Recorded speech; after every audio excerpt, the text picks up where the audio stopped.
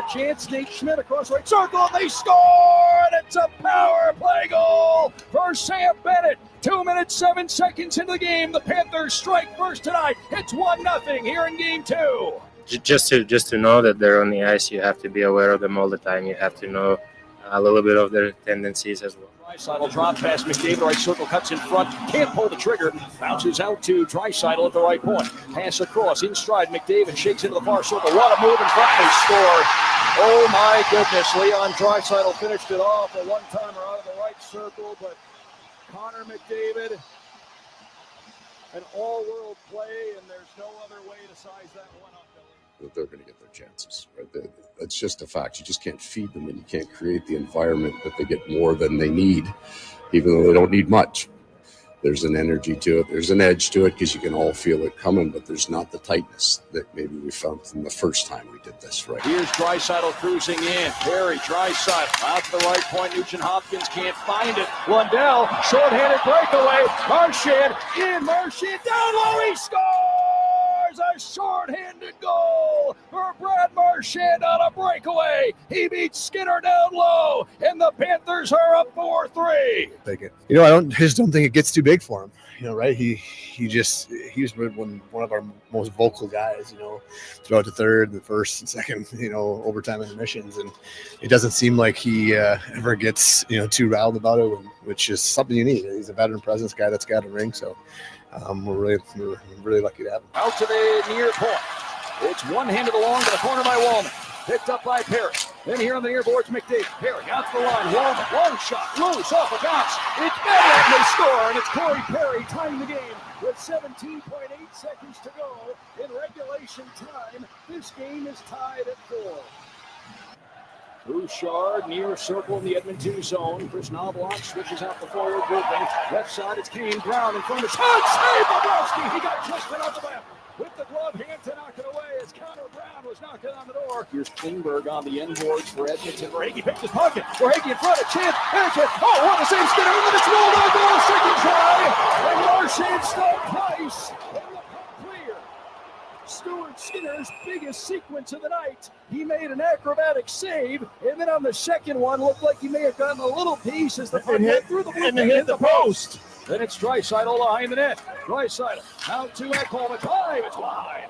Out to the near point. Out blowing the zone is Marchand. Pass ahead. Marchand a breakaway. It's in Marchand. Can he tie the series? And he scores! Brad Marchand in overtime. And the Panthers win game 2. 5-4.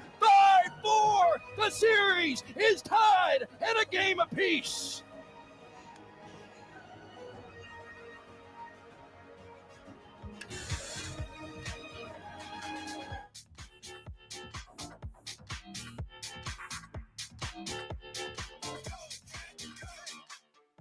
That was one of the greatest games I've ever seen in my life. The angst. Oh, my God. My God. I got to tell you, I was outside because you guys tried to kill me. we lost contact with you. It was like the mission was going well, and then we're like, Leroy. It's almost like an action movie where we're like, I think we lost him. I think we've lost him. So I was outside. And I'm like, oh! And then, the neighbors had to hear me. Because, it was hectic. And I was so glad to get a shorty because it always happens against us. Yeah. I was like, oh, yes, shorty. Yeah, but what was your emotions in the hot tub? Well, so what did you do? Did you go hot tub in an intermission and you watch from the pool? No. So every time the status changed, I changed. So every time there was a lead, so you just kept changing in the first period? So when the Panthers were, I stayed put, right? Then when they tied it, I got in the pool. Panther score, back in the jacuzzi, right? So lead jacuzzi, tie pool. Yeah.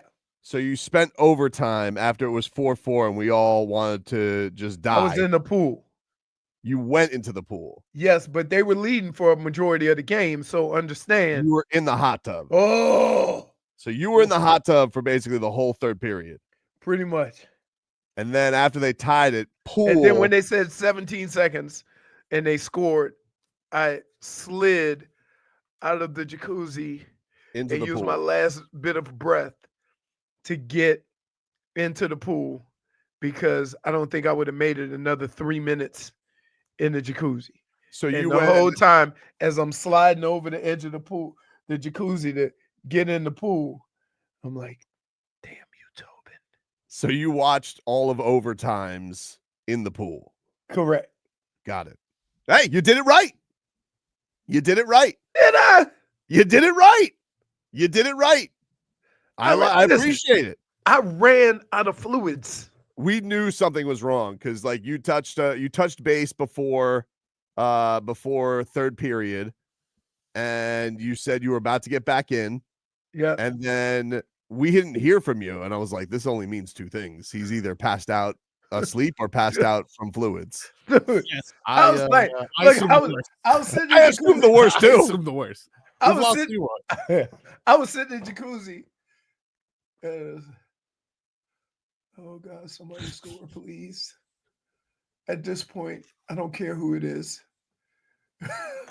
You're like, score 2. I don't care. Just let's I ran out of fluids. I filled the whole cooler up. I had 3 Gator Lights, 3 Gatorades. I had a mix of electrolytes that I put in a big bottle of water. Yep. Right? Put 2 packs in there. Right? And I was like, okay, I'm gonna make it if I just keep no. And then I'm like, as I'm sitting there, starting to see spots with all the fluid I'm drinking. You know, the first thought came to mind is, this Marcos is an idiot. How the hell does he think somebody can lose that much damn weight? It's not possible. Gotta focus. Focus. No, dude. I'm telling you. Nope. It was dude, that was it was all that, and like you hear the anxiety and the anxiousness of the announcers, the fans, when either side goes on a rush, and then you see a shot and you think it's open, it goes think. And you're like, yeah, squeaky cheeks. yes. It was a squeaky cheeks game, both sides. It definitely was. I mean, that's 2 games like that, though. No, I mean, it's been an incredible series. It's been so back and forth, so even. It's been amazing. I mean, the first period was on drugs. It was crazy how back and forth that was. And you know, Paul Maurice was talking about this yesterday. He goes like, I don't think this has been a badly defended series. Like, I know what the scoreboard says, but this has been some guys are playing balls out defense. The goalie play has been really strong from both goalies. He's like, this is just some high level stuff from these teams. But Brad Marchand, dude, I mean, this dude is turning himself from Cat's enemy to Cat's legend. Like it's been quick. He's insane. It's been insane what he's been able to do. And it felt like it was going to be him because he had like 3 attempts, right? Like after the shorty, where it's like, oh, he's going to find a way to get another one. Whether it was like the wraparound, whatever, like it was like this is going to be Brad Marchand's game. It was appropriate that it ended up being his game winner. He deserved it. I tell you who has just put himself in a different stratosphere. Sam Bennett. Oh yeah. Oh my goodness. Oh yeah. No, he's like and a team that has Barkov and Kachuk and Marchand, like Sam Bennett is the guy right now. He's been awesome. Yeah, I mean, like I think that it's been an incredible postseason with 13 goals now. He's been unbelievable. He's absolutely also done that with, you know, a country wanted to take him away in handcuffs. But, you know, like look, razor thin, but the Cats are exactly where they need to be. Back in their barn tonight, even 1 game apiece. And I mean, this building is going to be absolutely on fire tonight, dude. I can't leave my house after 7. Why? Just traffic. Reason? Traffic. Oh yeah. Traffic. The traffic, because keep in mind they get off of 595 and go down 136. Yeah. And off of 136. I can't like mess with that area.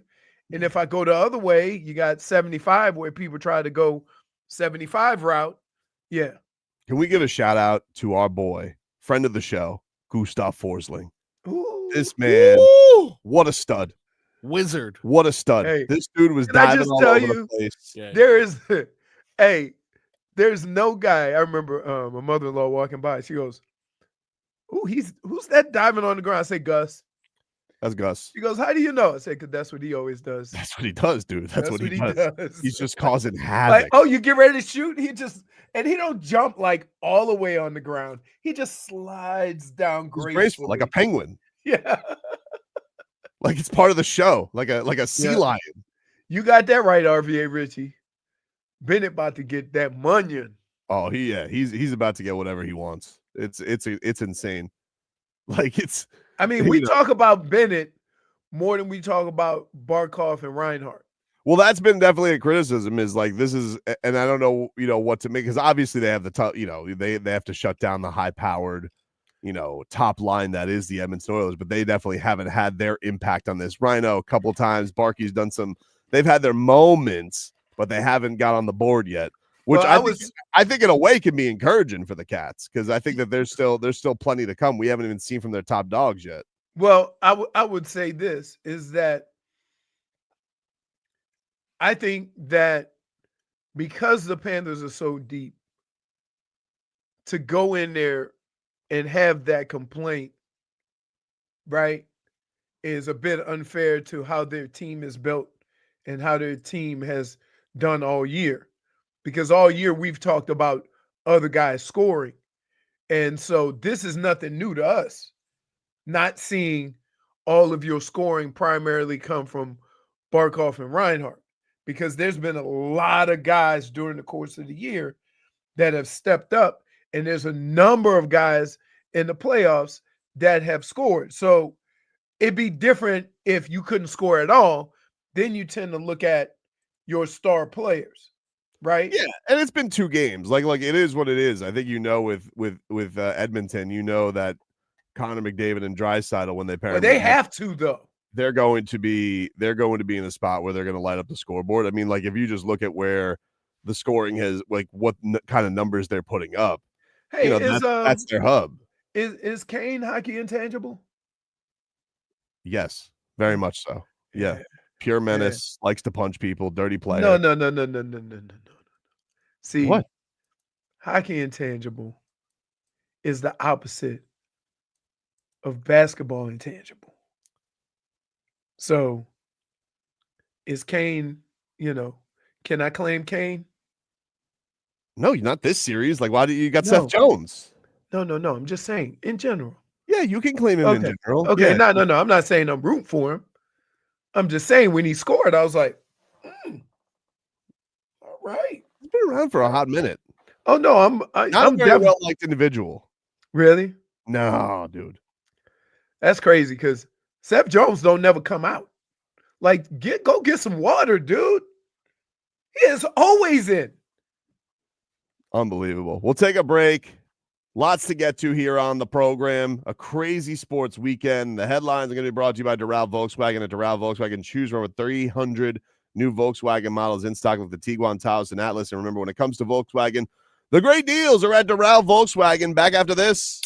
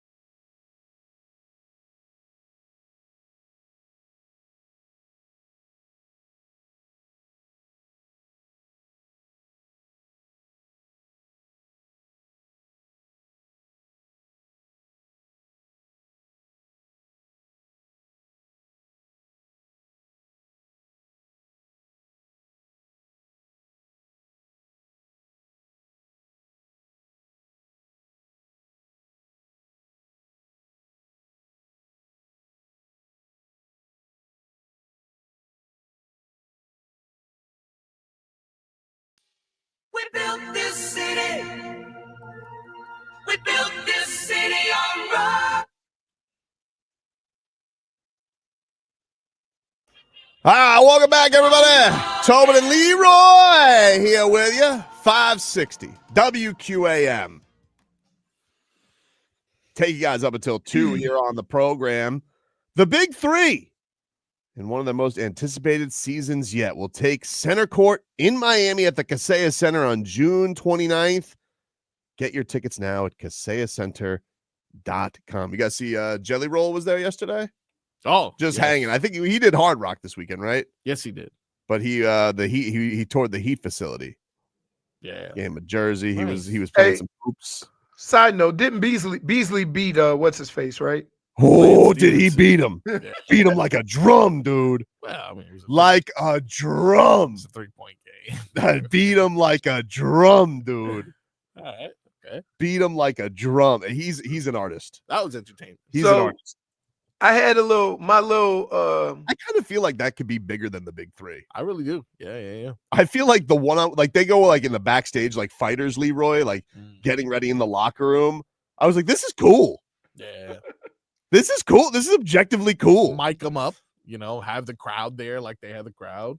That's pretty fun. Michael Beasley just takes out one guy who like retires whoever the next year is, or even just can he take on one guy in all NBA? Yeah. And this is just his thing. Just like playing for huge sums of cash. Beat the Bees. Yeah. Wow. Can you beat the Bees? Yeah. You had a Hall of Fame career. You just retired. But can you beat the Bees? Wow. Look at that. I like it. Pretty good. I know you're doing a thing because you don't like Michael Beasley for whatever reason. No, this is good, though. This is good. This is what he was made for. Not to be the second round pick for the Miami Heat. Second overall pick. Second overall pick. Not second round. He was ahead of his time. Yeah. Dude, Michael Beasley was a unicorn when he came He's still a unicorn. I still think he's a unicorn. Okay, but if you got a unicorn right now, like what would you do with it? I mean, it's like talking to a unicorn. I would obviously ask it for wishes. No, that's not what they do. They do. That's what they do. It's a horse with a horn. You have a unicorn right now. It's like, this is cool. If I asked my daughter Sophia right now, who's a unicorn expert, I'd be like, hey, do unicorns grant wishes? She would absolutely say yes. No grant wishes. All right, I'm asking right now. There's no way they Wait, how can they grant wishes? They can't talk. Yeah. They can understand. They're mystical creatures. I'm not going to draw the line. Can't speak no English? True or false? What do you gotta like rub the horn, or like what do you like? I don't understand. Do you ride the? Hey, so my dog. Just ask the expert. My dog Dre, right? Yeah. He'll be laying all cool, and people will go over and pet him, and he'll look up. I'm like, step away from the dog. They go, why? He's so calm. I'm like, get ready to chew your ass up. He just look. He don't even move his face. He just go like this. Is Dre a bad dog? Have we determined that yet? He's not a bad dog. All right. I think he's a good dog. He does. No. He does kind of. He's a little prickly. Yes. What's his is his. Yeah. And seems like what's yours is his also, though. Is he a bully? He's been known to grab a shoe and make a run for it. Oh, Schmeethan with it. There aren't bad dogs, only bad owners. I hate this. I don't want to go against the dog people right now. Okay, good. Smeethan, come over and meet Dre. Dre is different. He would just tell Dre to go to hell. I have a Chihuahua. And Dre would take him with him. We'll see. We don't know. Unless he brought some bacon with him and tricked him. So I got to tell you, in fairness to the sports weekend, thought it was going to be a dud. It wasn't. I fell into the rabbit hole of watching the University of Miami. That was a heartbreaking loss. It was a heartbreaking loss, man. But like when you have bases loaded, one out, and you get nothing. Right. Yeah. It seemed like everybody was trying to hit home runs and they were hitting just deep fly balls. It was obviously very windy because I saw like 9 guys' hats fly off in right field. I was like, phew. There was probably some swirling winds going on there, and then even the go ahead shot kind of like hung up there, and like it was a very strange outfield play, but they hit into that 1-2-3 double play, top of the 6. I was like, that's a golden opportunity. You had that pitcher on the ropes. Yep, Squeaky very cheeks. few college games will end 3-2 and be 3-2 that long. Like Yeah. it might, usually both teams will score, but I ended up watching a lot of that. I watched French Open Saturday. I watched French Open, watched Coco Gauff. Coco. She was awesome. And then watch loser, huh? Alcaraz. Holy smokes. You hear this Sabalenka afterwards giving Coco no credit? Yeah. She was a sore loser. Typical sore. I think she lost me as a fan. No, so I always look at it this way. When Coco hit the ball to you, and then you hit it out of bounds and lost that point, and subsequently lost the match, how is that on her? Yeah, I don't know, but she was like, she was basically saying like, anybody else would have beat Coco. I just had the worst day ever. And I was like, oh well, welcome to sports, Aryna. Right. So anyway, Coco Gauff, congratulations to her. Her second major, she's Really only beats his 21, own. and Alcaraz won back-to-back French Opens. So, and that lasted. Put it this way. How can I explain to you how long this was? It outlasted all of the golf coverage. And golf is on all damn day. What golf was on? The Canadian Open. Won by a Kiwi. Ryan Fox, who was the first Kiwi to win 2 events in 1 year. Hunter says Tobin would be Coco Puff if he played tennis. Not Coco, though. I don't like Cocoa Puffs. Really? Now, chocolate cereal. Can somebody explain something to me? Turns to milk chocolate. Can somebody explain something to me? Yes. It has gotten me my whole life. And let me just say both are delicious. What's the difference between Apple Jacks and Fruit Loops? Nah. They taste the same. Apple Jacks does have a distinct taste. It's like apple cinnamon. It says that it only has 2 flavors, apple and cinnamon, and Fruit Loops apparently has an assortment of flavors. It's kind of do the same thing. Yes. And to me, it's like a tangerine orange thing. If I have an orange and someone's like, technically it's a tangerine. I don't. You know why? You know why I don't like tangerines? You got to hose through 5 of them, and I hate when people call them cuties. Oh, yeah, tangerine, the best fruit to play street hockey with. Feels like it fits right there on the stick. What is wrong with you? Now, if you were to play, I can't imagine. First of all, there's nothing about you that says I'm using food to hit. No, I'm just saying, but if you were, it kind of reminds me of a street hockey puck, the street hockey ball that you would play with on a roller hockey. What about a grapefruit? Too big. Too big. Softball. Clementine. Same cousin, same area. I see what you're saying. Wait a minute. You used to play baseball with oranges? No. Street hockey. I've done it. Street hockey with oranges? You never hit a baseball, a fruit with a baseball bat? I just feel like we sliced fruit with rulers. Yeah, true. Oh, let me tell you. No, I sliced fruit with a ruler. Nobody else hit one. No, you played Fruit Ninja. I sliced through the whole point was that I could slice through with it. No. The whole point was he was like originally started with he could go through it with a piece of wood. A wooden ruler. A wooden ruler. No Put a dent in it. Okay. And that watermelon said, "Go bleep yourself." Watermelon. So then, now keep in mind, we had outside looking like the Publix produce section because we had an assortment of different fruits. Of course. So once he cut the watermelon, then we decided to play Fruit Ninja. It was a great time. So we played Fruit Ninja, throwing various fruits at each other: strawberries, I don't think oranges, we could do that. all kinds of stuff, right? Then I hit one and got froggy. Oh, and relatable. Our guy who made the weapon, Tobin, I swung at a piece of fruit. It slipped. The tape came off. Okay. The metal ruler went hurling through the air Oof. and tore somebody's Okay, side view mirror off. let's say what's correct first of So all. it was your fault. I didn't know. That's what he said. What happened was is I had a real machete that we could have used. Oh, yeah. And it had a grip, rubber grip. Yeah. Listen, And Gulen's like, you can't use a machete. So we had to loophole it, and all I had was the metal ruler, which was quite sharp.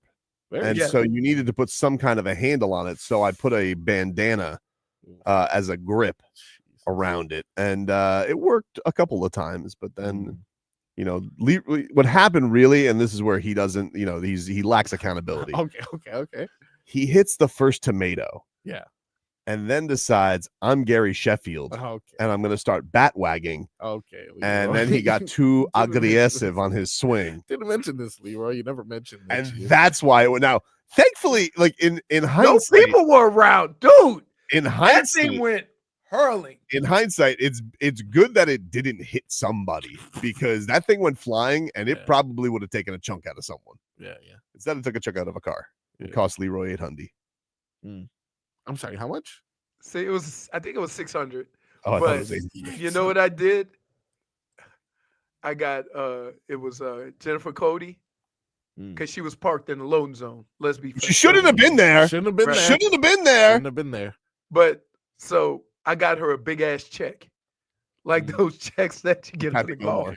Happy Gilmore check. Can you even cash those? Can you cash those at the bank? No. Oh, okay. I got her a big ass check.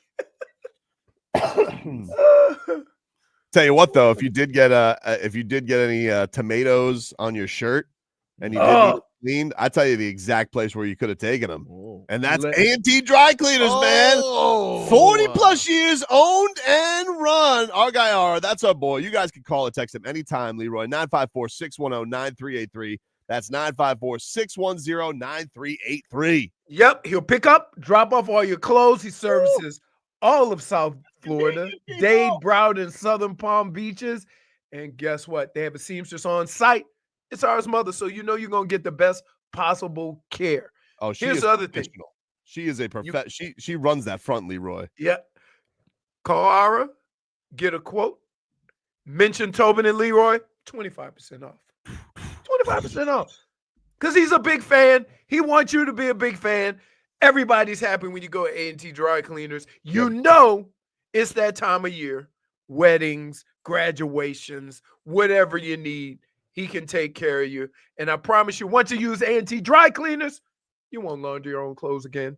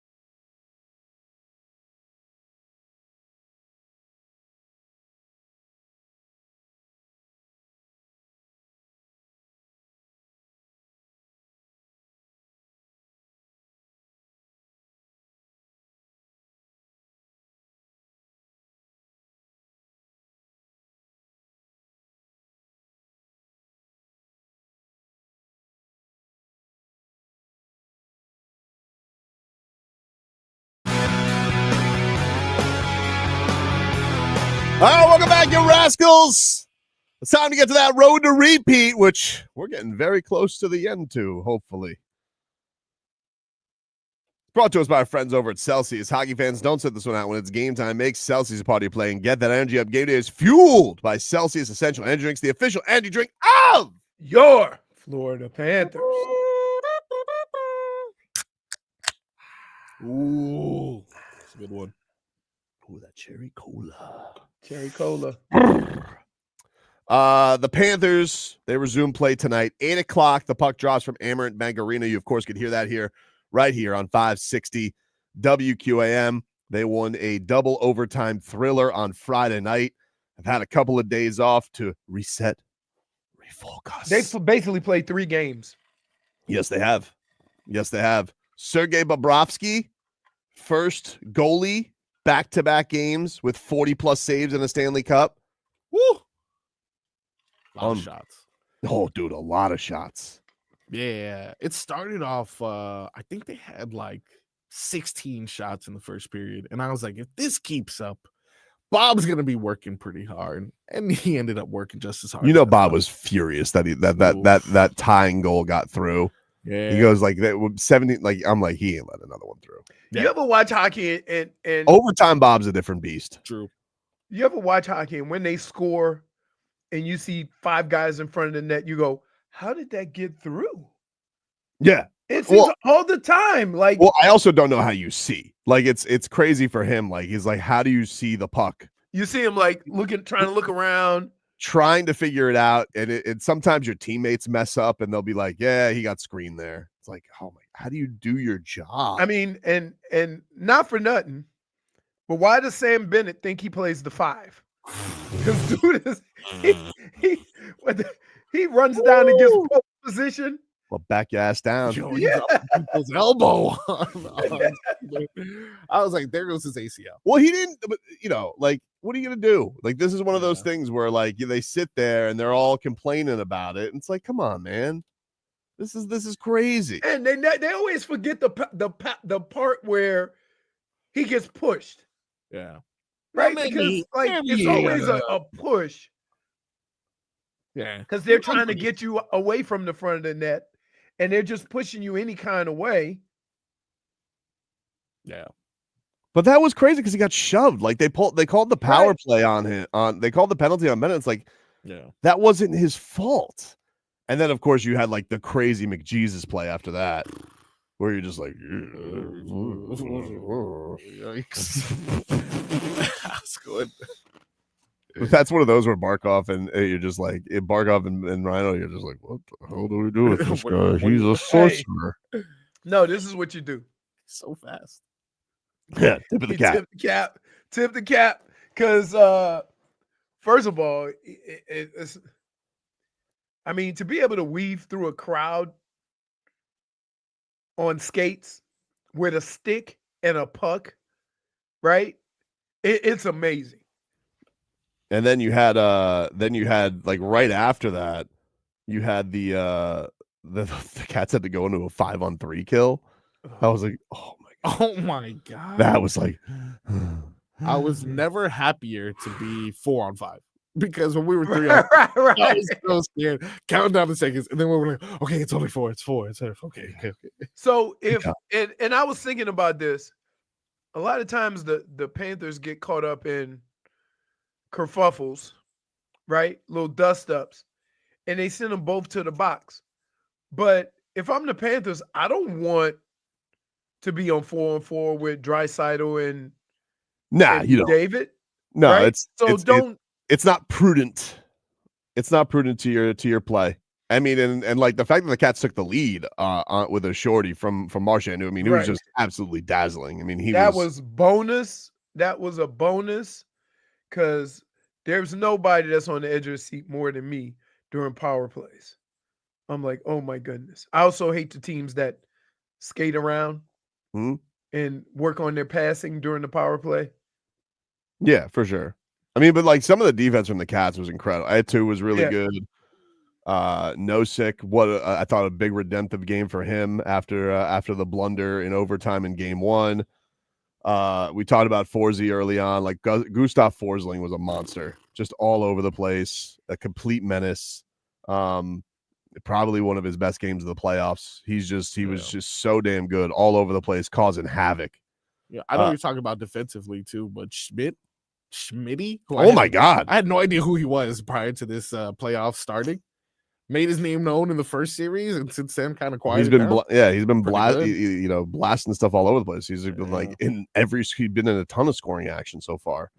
Yeah. Let's hear a little bit from Paul Maurice. Paul Maurice, this was him yesterday after practice, and said pretty pleased with the efforts in game 2. If I had concerns about a piece of our game in game 1, I was slightly less concerned about it in game 2, but it was still there.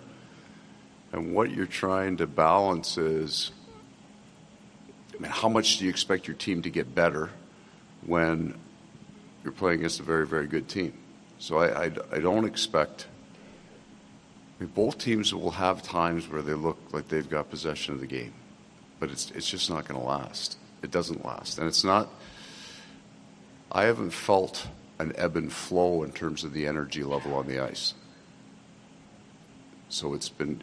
But sometimes, there's blocks of times where one team kind of owns the flow of the play, and they almost seem to be coincidental to the icings. You get in a couple of icings, and then there's a block of time where you get to half ice the team a little bit, and they've done that to us, and we've done that to them. But other than that, I don't think there's been much of a breakdown in structure by either team. They're not far off it. The man is wise.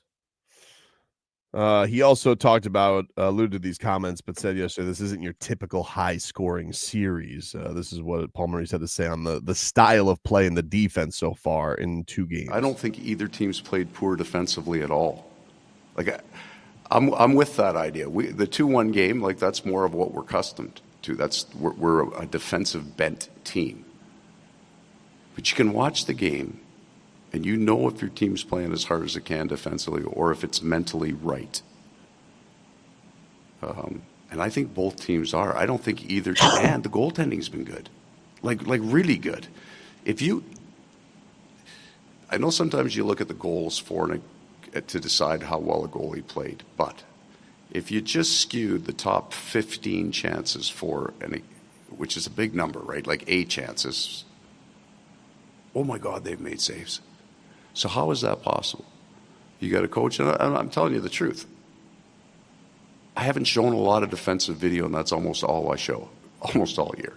But I'm looking for it, and there's places that we got to get better, for sure. But we're not at a mid.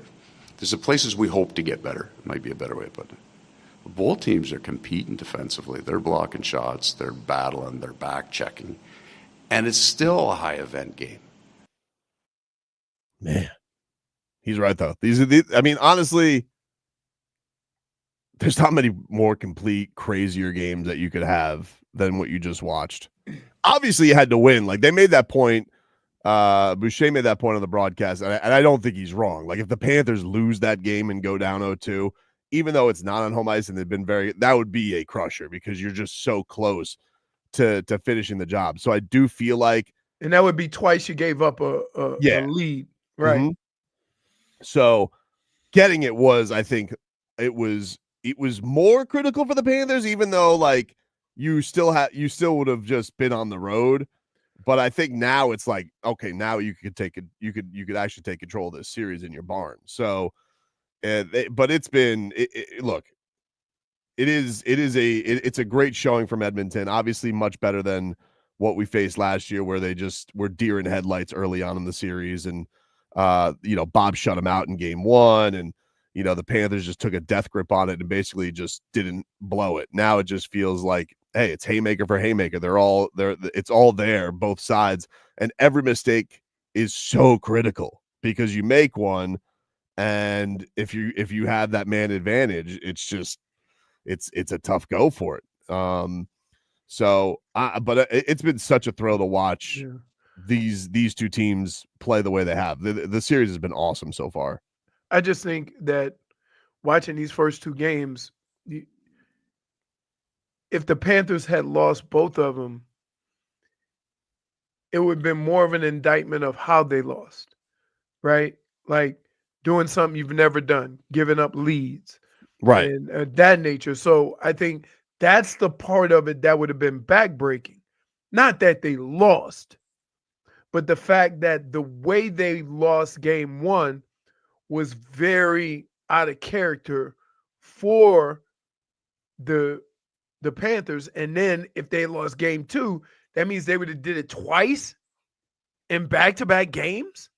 That's the part of it that, like, if you lose 6-0 the first two games, he goes, we get back home.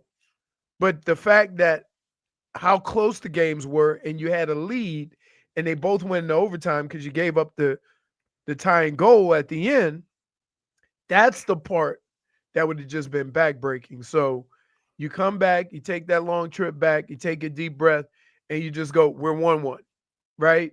Don't worry about how it happened. Don't worry about, like, you watch the film, you're trying to make some corrections. You try to play better, of course. But just to get out with one, you got to be happy with. But you do realize that, we have been very uncharacteristic in how these games have even been this close. We'll take a break here on the show. More to get to on this game tonight and lots to react to from the sports weekend. Back with more after this.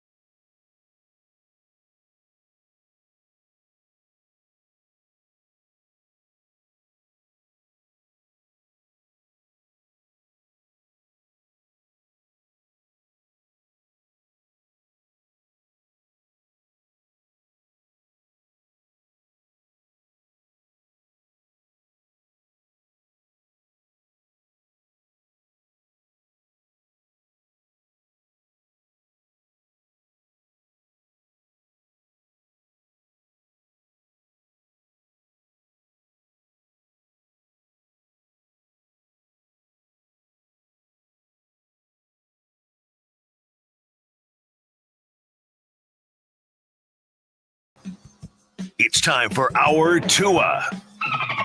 It's our Tua. It's our Tua. It's our Tua. Tua, Tua, Tua.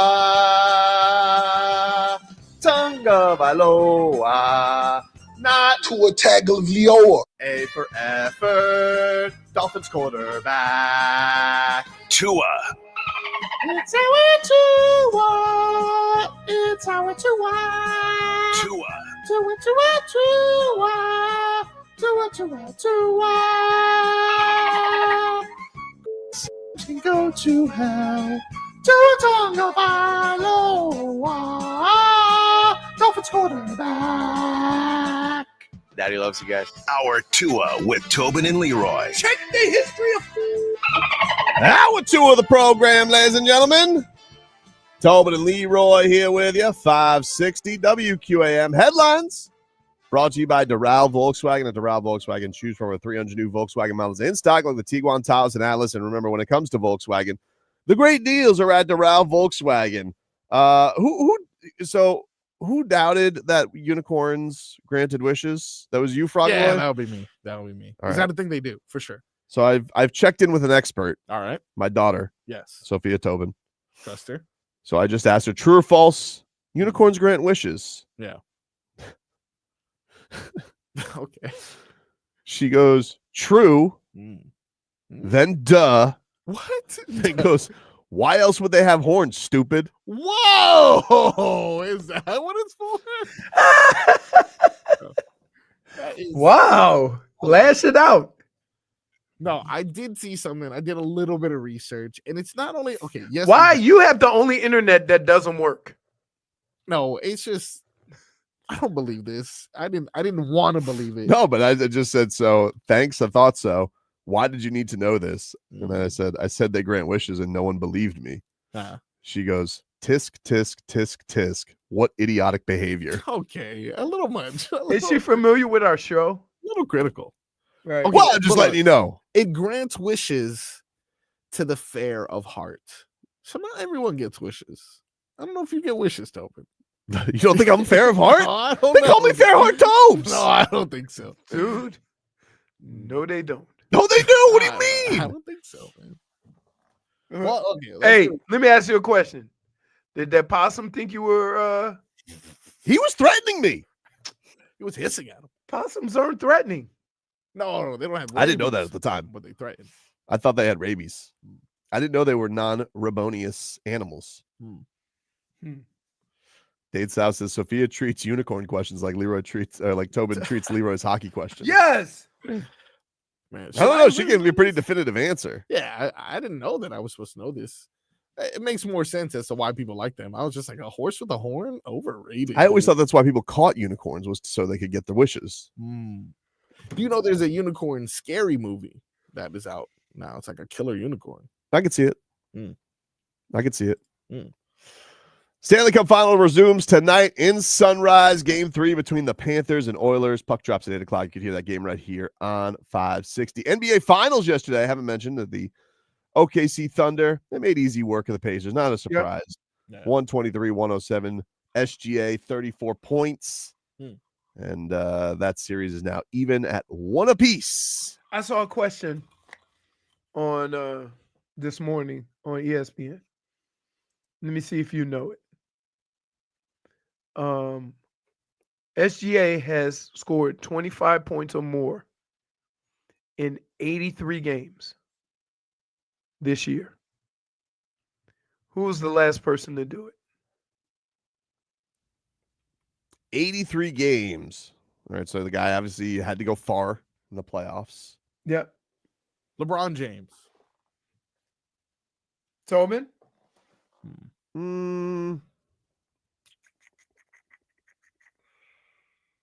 I go KD, but I feel like being on that Warriors team, that wouldn't happen that many times because it was too good. True.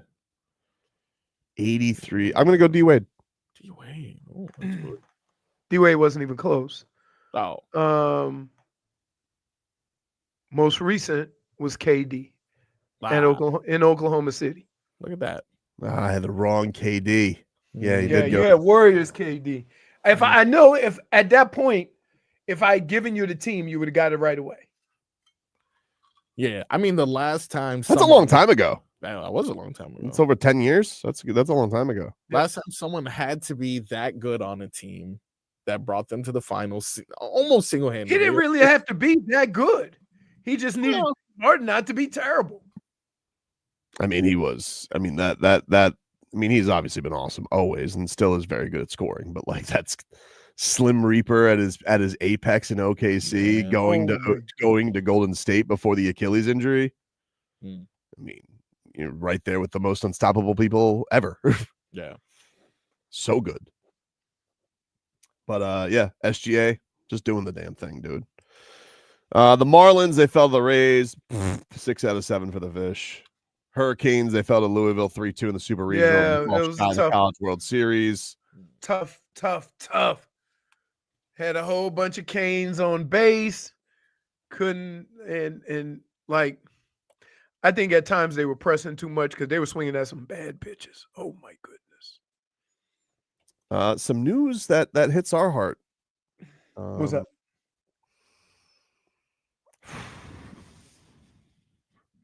Miami Hurricane strength and conditioning coach Aaron Feld has stepped away from the program. Wow. Yeah. I mean, citing personal reasons. Personal reasons. Asstron Juicy. Assemble. Wow. Is that what we think it is? Can I just tell you, when you first moved down to Florida, right? When I first moved down to Florida, spent a couple of weekends just staying on the beach, enjoying the sights across the street, thinking to myself, I could really live here. So I can imagine when people come into town, when they come from other places or cold places, and they come down here in the sun and then go to the beach. Juicy. That is right. That is right. Said, thank you, University of Miami and the Hurricane football program for a great run. I have nothing but love and respect for this football team. It was a tough decision I have to make, but ultimately the choice was clear. At the end of the day, my wife and kids deserve more from me than my circumstances allowed. So the only course of action was to change my circumstances. Failing as a husband and father will never be an option. Developing a world-class performance team at the U will always be a great highlight of my career. I am leaving the Canes football program in extremely capable hands. I have no doubt they will continue to lead the profession and have great success. To the players, I love you guys. Serving you every day has made me a better husband, father, and coach. For that, I will never be able to thank you enough. Remember, no individual is more important than the team. Stick together. Finish what you started. Who is the team? You are. The best is ahead. He also followed it up the next day with what an overwhelmingly positive response to the news yesterday. I've not had time to respond to everyone who has reached out, but I promise I'll get to each and every one of you as time allows. Truly honored and humbled by all the love and support. On behalf of the whole family, thank you all. Hashtag the best is ahead. There you go. Cool. No, it's not. You leaving the best. Hashtag we'll miss your mustache. Flex Friday. Oh, he was flexing. Too much tootsies. We don't know that, dude. Got caught up. Don't say that. Got caught up. That's irresponsible. Sure it is. That's what we do. Booby trap on the river. Claims another victim. It's quite different. Asstron quite different in the woods of Oregon than it is down here. Very interesting. After Memorial Day weekend, this comes out, huh? Yetitron. Over there, you look for Yetis. Here, the Yeti will find you. Just Yeti coolers. Yep. On a topless boat. Yep. Back with cheeks sitting on it to protect him.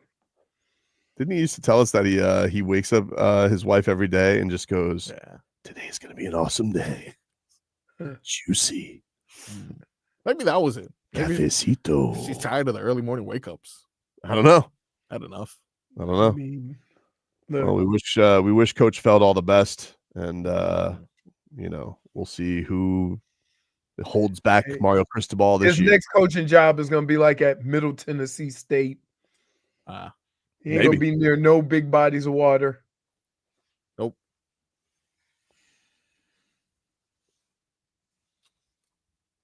UFC with 316, Merab Dvalishvili Ooh. submitted Sugar Sean O'Malley in the third round. Dvalishvili? Dvalishvili. Oof. He's good. The machine. Hey, by the way, can you explain to me what the hell happened in boxing? Oh. With Friday. Keyshawn Davis? Oh. Yeah. So Keyshawn Davis, I believe, was scheduled to defend his 135-pound championship in Virginia, and he missed weight by nearly 5 pounds. And then you can go into negotiations of like, hey, how much of the purse? Do you want to keep the fight going?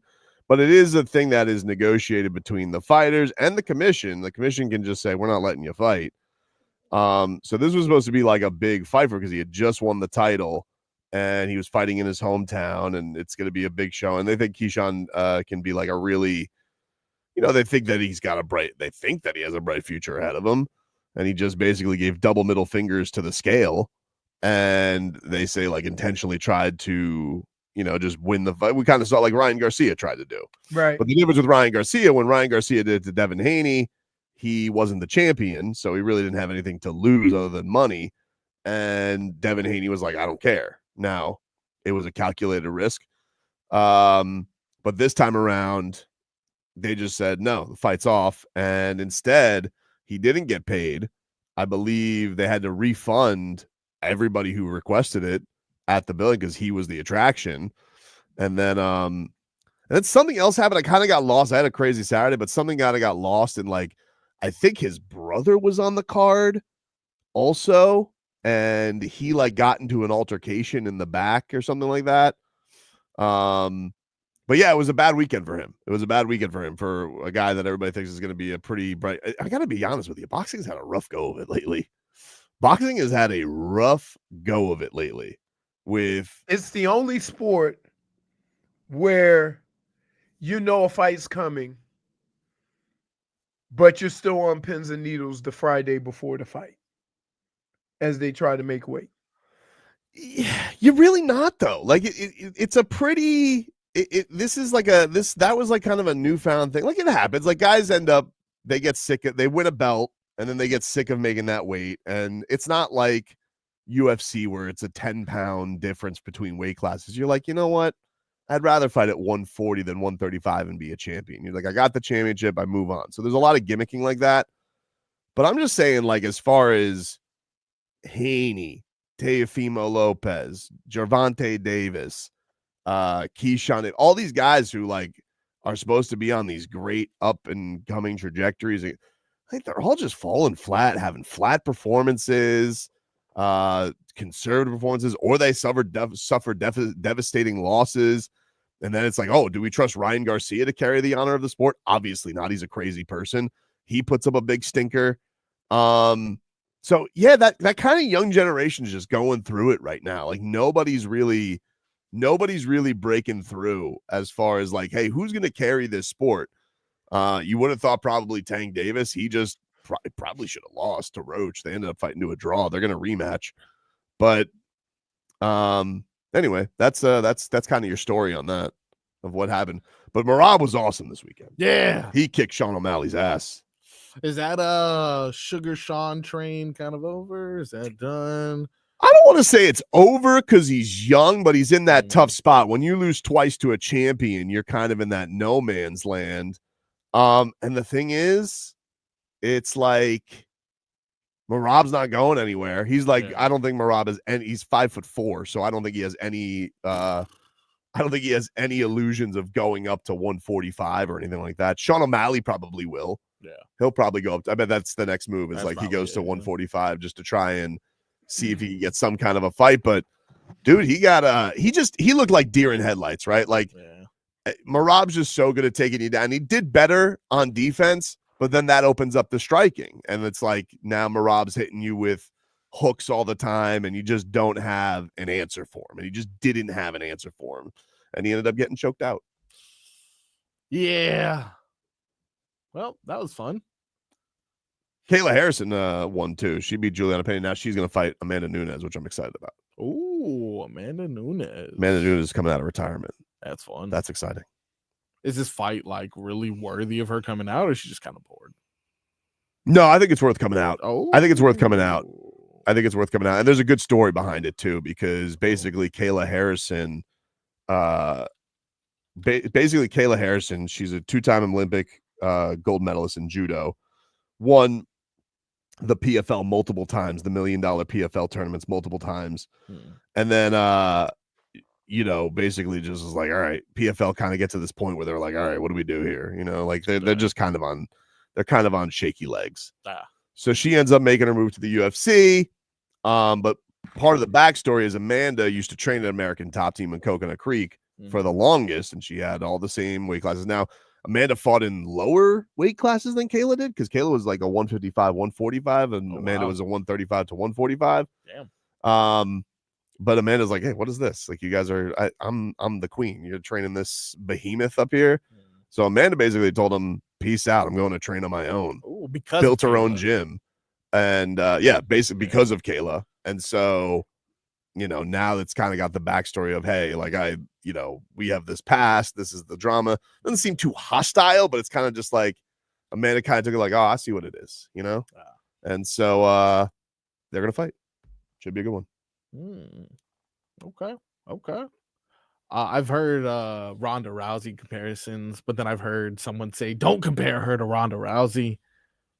Kayla Harrison, any similarities or no? There's similarities. They both come from the same sport, but she was actually more successful in Olympics than Ronda was at judo. Oh, nice. I don't think she's got the hype that Ronda did at the absolute apex, because Ronda was like dicing everybody up and around, and her run was really, really crazy. And then I got to be honest with you, watching Kayla fight a bunch, I still think Amanda's going to kick her ass. I really do. I think Amanda's striking's too good.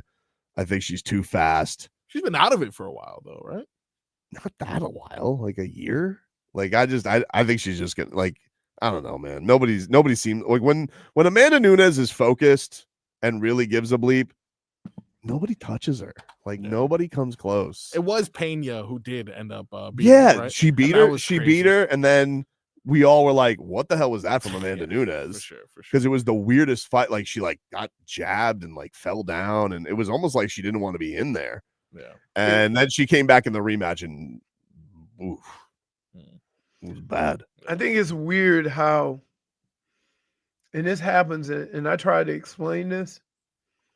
Sometimes you can't explain why you ain't got it on that day, right? Yeah. You go through all the training, you feel good, and something's just not working. Sometimes even you'll know what to do, your body can't do it. It's a weird thing, but that's kind of what sports is. Like, you're hoping for a lot of things to go right for you to be able to be successful. And one is your ability to go out to perform at the level in which you can perform at. And if it doesn't work out, you can live with that. But in so many of these cases, like, the game starts off or the fight starts off and you can't get out of the funk. So it happens. We'll take a break here on the show. Dolphins starting up minicamp. Some drama surrounding that. We'll get into that next. The Panthers have evened up the Stanley Cup Final.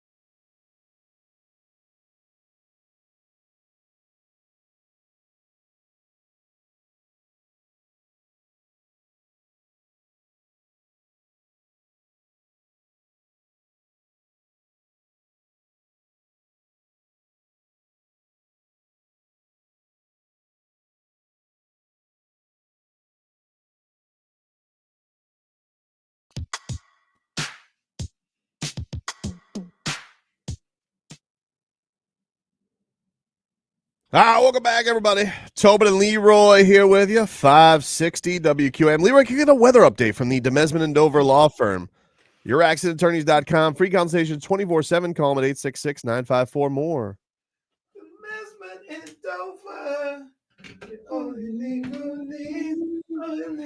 need. Demesman and Dover. One big happy family. Yeah. Boom. You sure it's 3 years? It just sounds like that extra year is a little too.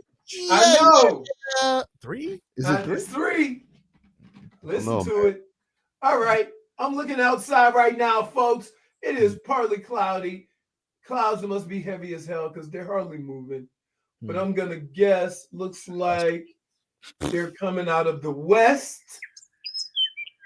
But they're almost like sitting right over. So I'm going to say the winds are like 5 to 10 miles an hour. And I'm going to say right now it's about 90 degrees. Always this time of year, I don't have to say it enough. Straight shower in the evening. It's that time of year. Rain season. So just prepare for it. How'd you do, Froggy? It is 91 degrees as of right now. He is right. It is already a scorcher. Mostly sunny as of right now with winds at 10 to 15 miles per hour out of the southeast.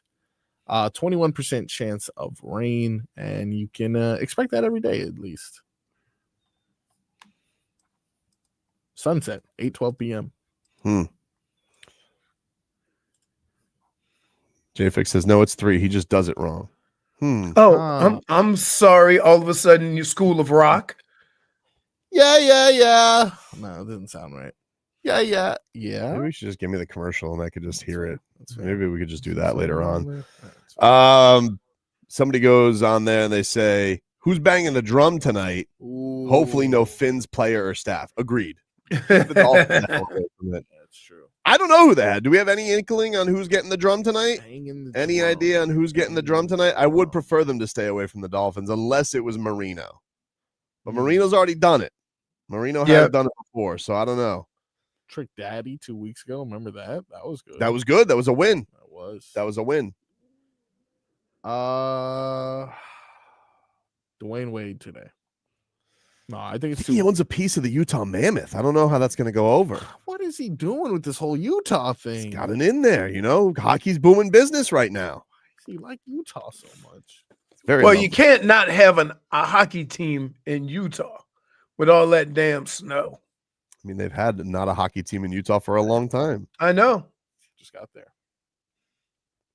I like their team too. Mammoth. Not as cool as the Yeti, but the Mammoth is cool. Yeah. They couldn't beat a Yeti. I know. Yeti Coolers was all sensitive about it. Yeah, they totally missed an opportunity with the ukuleles, though. You're an idiot.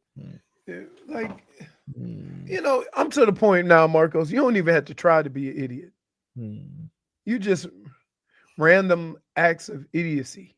Cap says, keep Waddle away from the Panthers. Waddle swears he's a good luck charm. He was saying that last week. He's like, I'm a good luck charm.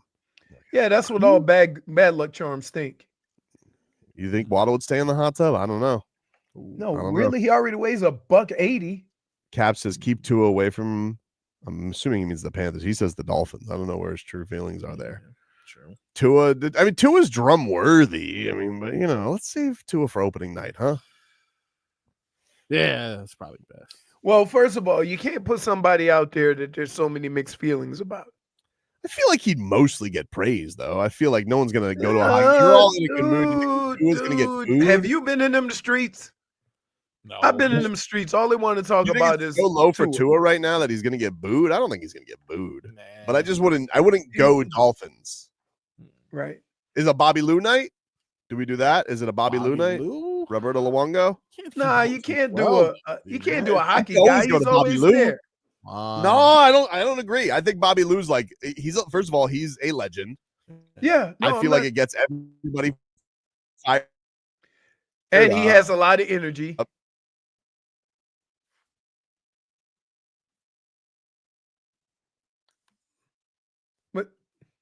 And he's really good at it. He almost broke the drum afterwards. No, I didn't see it. Where he's like favorite player of all time once Marchand was out there. Oh, wow. So I think for me, I would be all for Roberto Luongo. I see it now. That's funny. Luongo. Okay, but then like, how do you top Luongo though? Like that. You don't have to worry about who banged it. Who banged it Game 7 last year? Was that when they dropped out Jack Nicklaus? Oh man, I don't remember. Someone needs to like start an Instagram page with the history of these. Somebody, yes, we need to keep stats of the drum stats. I don't care about the Carolina Panthers drum. Didn't you tell us it was going to be somebody and you were completely wrong? Totally wrong. I said it was going to be Marcelo Hernandez. It totally was not. And thank God it wasn't. He could do, I mean, I'd be fine with a celebrity doing it like that. I think Ariana Grande's got to do it at one point. Yeah. You got to think that they got to bring out. Yeah, but who's gonna lift her to help her hit the Stanley? drum? Stanley C. Luongo did Game too 7. horny. Yeah. Luongo did the Game 7 last year? Yeah. So do you keep Luongo in the holster? Well, because you're only going to be able to do Game 6. What about Haslam? Haslam did it's his birthday. Look at that. Come on. But he's working, isn't he? He's in he's on ESPN's cover. I don't know if he's here. Does he go back and forth? He's got I think he's doing every game. Yeah, I think so. Jack Nicklaus. Get out of here. That was a ridiculous choice. 100 years old. Jalen Ramsey come back and bang the drum again. Tiger Woods, if they go golf, Tiger Woods. Tiger Woods. There is no. Oh my goodness. Tiger Woods. Tiger would be the equivalent to having Michael Jordan do it. If you had Tiger Woods do it, that'd be pretty badass. What if he bangs it with a golf club? What about Sylvester Stallone lives down here now? Stallone or Mike Tyson? He would have to You would have to tippy toe to get over the drum. He'd be like this. Look at your drum. I feel like Mike Tyson, you can't trust to drum. I feel like he could be high as a kite, Yogi. Speaking of high as a kite, Yogi, Masvidal. Nah, everybody doesn't know Masvidal like that. Oh. Especially Panthers. I think if it was at like a Heat game or a Canes game. Right. All right. But I feel like if you could trust Mike Tyson to do it because he lives in Lake Worth now, that'd be cool. Sly would be cool. What if you brought back one of the Panthers from '97, like Pavel Bure?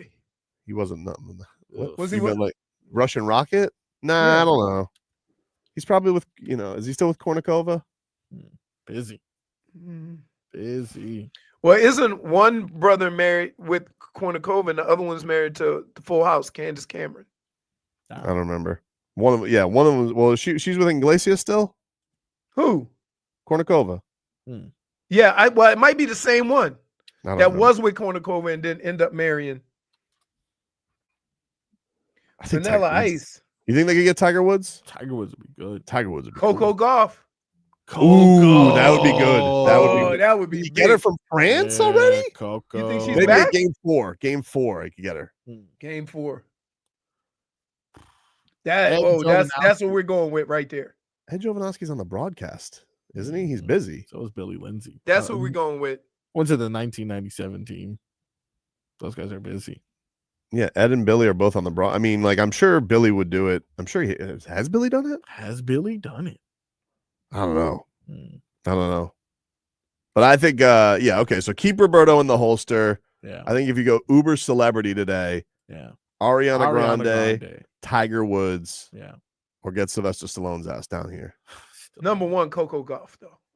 Yeah, but I'm assuming I just think that's too far. She can take a PJ. She won on Saturday. A PJ to the Panthers? You don't think she wants to celebrate in France? No. Oh, they've been there for 2 weeks. France. What do you think? It's just a weekend tournament? They've been there for like 3 weeks. They've been there for damn near a month. I know Coco is a big Heat fan. I don't know of her as a big Panthers fan. So I don't know if Coco wants to bang the drum. Maybe she wants to celebrate. Oh, you think Kodak Black is oh yeah. Kodak Black had sex in a luxury box. He's obviously a huge Panthers fan. Hockey gets him horny. Lomberg. Where's Lomberg? Let him bang the drum. He's in Calgary, I would assume. Yeah, is that in poor taste if we bring back the Lamborghini? Lomberg. I mean, like, what's the protocol on that, Leroy? I wouldn't mind. On what? If we had Ryan Lomberg come and bang the drum now that he's no. He ain't no. can't bang the drum when you. That's like if I was in Minnesota and I went and banged the drum for the Browns who were in the playoffs. But if you won the Super Bowl for the Browns, Yeah. I'm still on another team. Yeah, different division though. No. and Calgary hates Edmonton. That's like a blood rivalry. Come so he's on. almost like a Panther anyway. There you go. No, you can't There's have history there. you can't have a current player that plays for another team. That's a no-no. That's against all the rules of. He's on the cup. Are there doesn't different rules if you're on matter. the cup? He doesn't play for the Panthers. Jaromir Jagr. What's he up to? No. Just horny somewhere. Just always horny. Oh, it's Doug Plagan's birthday too. Is it really? Happy Yeah. birthday, Doug. Dougie P. Got his game winner again. Can I hear that call? Yeah, it was a good call. If you guys missed it, this was Doug Plagans on the call on Friday night. Double overtime. Brad Marchand evening up the series 1-1. Then it's Draisaitl behind the net. Draisaitl out to Ekholm. It's wide. It's wide. Out to the near point. Out blowing the zone is Marchand. A pass ahead. Marchand. A breakaway. Hits it. Marchand. Can he tie the series? And he scores! Brad Marchand in overtime. And the Panthers win game 2. 5-4. The series is tied and a game apiece. Brad Marchand. Wow. That's a great call. He's good. Notice how the crowd gets so Oh, they're quiet. dead. Oh, so cool. Yeah, where's your La Bamba Like now? that is one of the loudest and quietest crowds I've ever seen, right? Like when things aren't going their way, they are done. LB says Marchand's mom. Did you guys see the video of Marchand's mom? No. Oh my God, it was so good. Was she crying? She's no, I mean she's just very intense and she's like freaking out when they go to her in the crowd. She was adorable. I think I saw a video of her in Boston and she seems to have a nice personality. Take a break. Leroy's game balls, game pucks, and game bums. Next.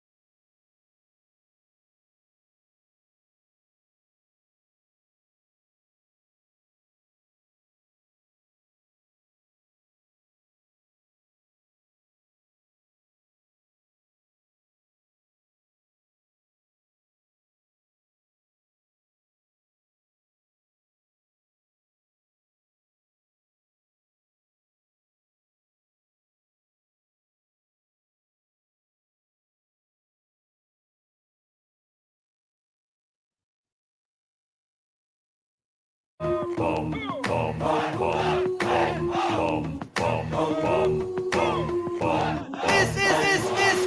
guy's a ball.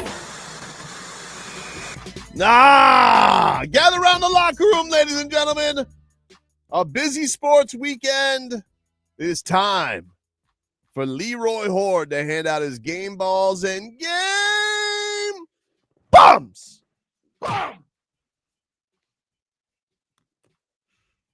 You hear me? I hear you. Okay. Give me a very dramatic stare. My game balls go to two people, and that is the two winners of the men and women's French Open. So that's who gets your game? No, not Marshy. Both very amazing. Losing the first set. Alcaraz lost the first two sets and ended up winning in 5. Coco Gauff lost the first set, ended up winning in 3. The Alcaraz center match lasted 5 hours and almost 30 minutes. So it was unbelievable. He actually had 3 match points against him he had to fight through. Pretty amazing and intense. For tennis, it was intense. And I don't know what the hell Sabalenka's doing. Every time she misses a shot, she goes and starts talking to the wall and looking around. I'm like, you hit the shot. Let's go. So they get all right. The oh no goes to boxing. Okay, dude, I gotta stop you here for a second. Game okay? ball. I gotta stop you. It's your bit. It's not all right. Oh no, we've been doing this a long time. That's the end of the show. And also, can you give him a -1? I don't care if it's a segment. -1. -1. The fact that Marchand doesn't get the game ball, like I don't even know what you're doing. You're not doing it right. You're just not. Doing it right. I think you deserve a game bomb. Wait. So I had to choose between a guy in an overtime win in a 7-game series and a French Open finals, where both men and women had to come back from deficits. Yeah. It was one game. What gave you more joy? Huh? What gave you more joy? Well, the Panthers, because it's a local interest. There you go. But as far as game ball, right? That was a bigger event. Yeah, it was. Sure it was. And it's my game ball. How you going to give me a -1? You know what segment it was. You didn't even know. -1. You mixed it up. I'd have more reprieve if you didn't call it all right. No. That's what we're doing in 2 hours. My game bum goes to boxing. Davis, make your damn weight. I wanted to see a title fight, and I don't know what the hell I got. You got shenanigans. Right. So I finally stay up to watch it, and it's not happening. And then they bring up Devin Haney as reason why not to fight. So, yeah, it was just it was a bad night for boxing. It was. It certainly was. Disappointing. That's for sure. AJ Greer, by the way, is a go tonight. He will make his series debut. By the way, people are giving you -100. Why? Because Coco deserves some love too. Timbo Slice gave it, and also you gave it to Alcaraz first. I said both. You went Alcaraz first. If you would have gone straight to Coco Gauff, maybe I would have felt different. But your first name that came out of your lips was Alcaraz. Yeah. Who, by the way, you want to know who his best friend is? Who? Jimmy Butler. Yeah. Leroy. With friends like that, who needs enemies? First JFig goes to Big Face. Now this. Oh, let's talk about this. Let's talk about this. Let's talk about. Hey, thank you for mentioning that, Frog Boy. What are we to do with? What are we to do with that? Our darling Jennifer, our sweet, sweet JFig, stabbed us in the back and got joyless Big Face coffee. Joyless. Of all the coffee shops you could have gone to, Look at that. She goes to Big Face. Still standing strong. Wow. Come on. Don't even have good coffee over there. I mean, like the Google reviews, terrible. How far is that she place? goes to Big Face Coffee? She had it probably took her longer to get to Big Face than it does to get to work. Very far. Very Wow. far.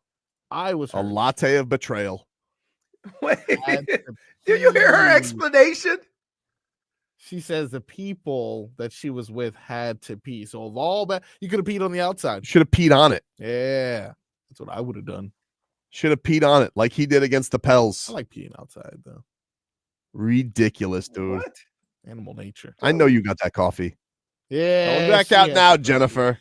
You don't see that logo from the outside. Yep. That's not an outside picture. There's no glare. Wow. Still never tried it. And I won't. Yeah. Disgusting. You want to taste like? Betrayal. Mm-hmm.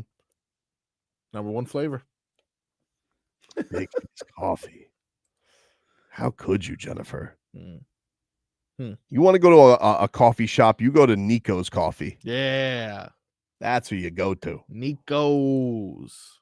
Go to the little window. That's where we get our coffee. I feel like Nikola Jovic running a food truck. I feel like he could handle that pretty well. Seems friendly. Yeah. You need to be a pretty tall food truck. I feel like he'll take no nonsense, too. What do you think he'd make? Like, what is Serbia famous for? Wiener schnitzels. That's Germany. Sorry. What is it? They're potatoes, vodka? Potatoes and vodka? No That's way. what potatoes, that's what you make vodka out of, idiot. Serbian. Of all the places you claiming you could have gone to pee in the design district, you Come peed at Big on. Face Coffee? Not buying it. You guys wanted that coffee. Shame. You don't just go to the I could see Jennifer on her tour right now. Yeah. Hey, see that coffee spot? Jimmy Butler owns that. You guys want to go check it out? Yeah, you want to go check it out? Maybe he'll be in there. Oh. Yeah. Fig. He's there all right. He was on the way to where? Making one-legged express. Oh, now all of a sudden she's Justin Timberlake, Cry Me a River. Stores. We were walking to some furniture store and it was on the way. Cry Me a River. Okay, so now you admit it. So now you admit it. I'm glad we got around to it. Yep. First denial, then acceptance. You know what you did. Walk around for furniture stores. I'm not buying it. All the you know where you could pee? Yeah. In the furniture store. It's true. Try out the toilets. I worked in a furniture store for years. We had places people could pee. First thing I do when I go to a furniture store, take a dump in all the toilets. Trust me, I've been there. She said there were no bathrooms there. So you've been there before. Because you seem to know the lay of the land. You could listen. Like she makes it sound like she made an announcement. Hey guys, this is the last place you can pee before you go to the furniture store. You definitely could pee in a furniture store. You wanted Big Face Coffee because you needed the sweet taste of betrayal. Wait, it was a showroom from Dolce Gabbana. Isn't it a Gabbana? Yeah, well, that's what happens when you lie, Leroy. The details get squirrely. With that. I know that she got Big Face Coffee because she's lashing out, and a classic JFig guilt move is lashing out. So just admit that you had one of his lattes. What she does, and we can move on. We can move on. Why? Why is she yelling at me? I'm the only one that. Oh, now she's lashing out at me. Yeah. See, I told Leroy. What did I tell you?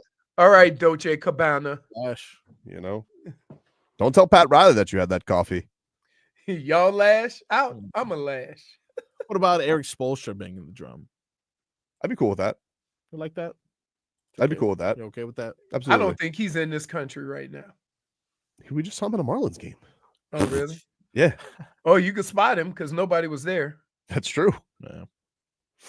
Take a break. Back after this.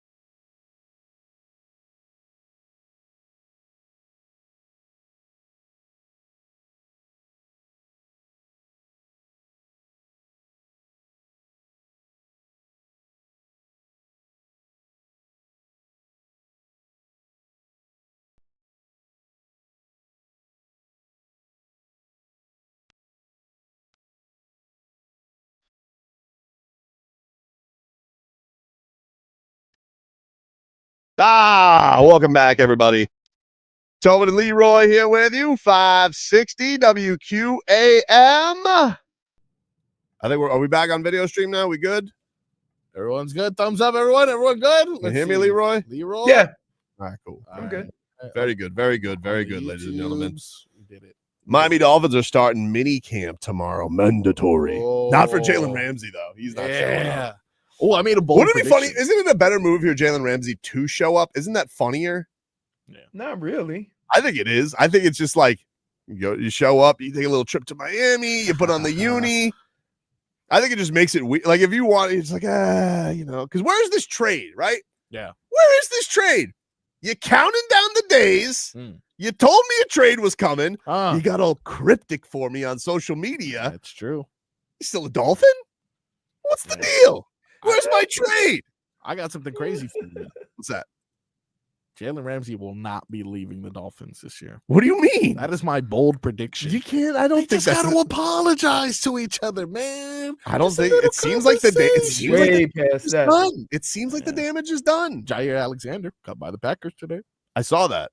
Misses a lot of games though. He seems like right up Chris Greer's alley. Yeah, he's only played 7 games each of the last 2 years. Oh, that's our guy.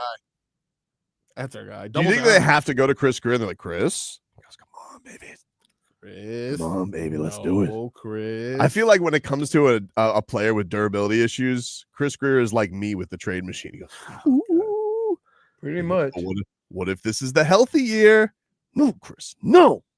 Come on, dropped right into our lap, baby. Oh, give him Jonnu's money.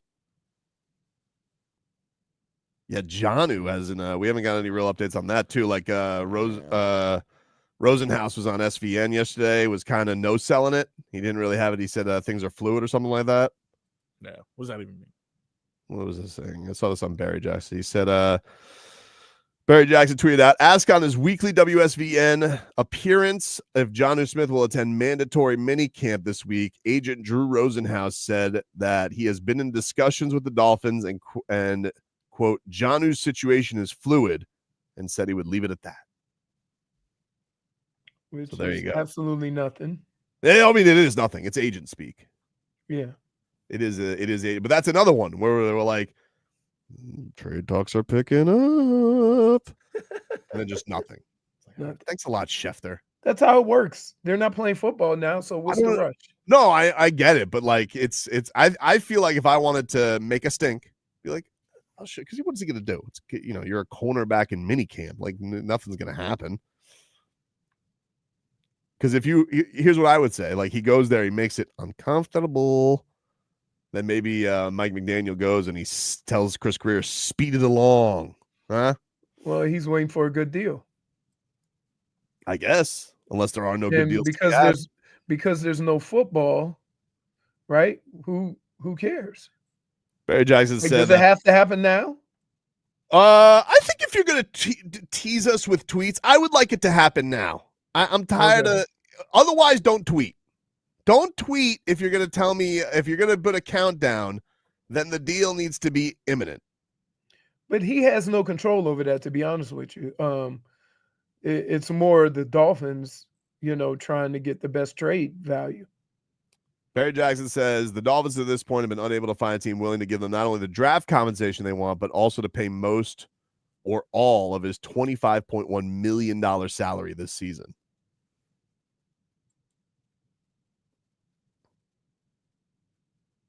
We've had like Rams noise about a reunion with the Rams, a little Cowboys. People say the Cowboys are looking for it.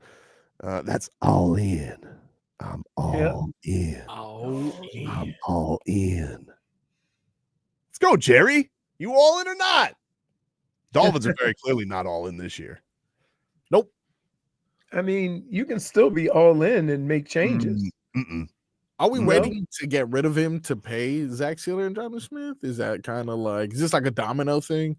I mean, they definitely, if they have to pay somebody, you got to pay Zach Sieler. Now, will Zach Sieler hold out? I don't know.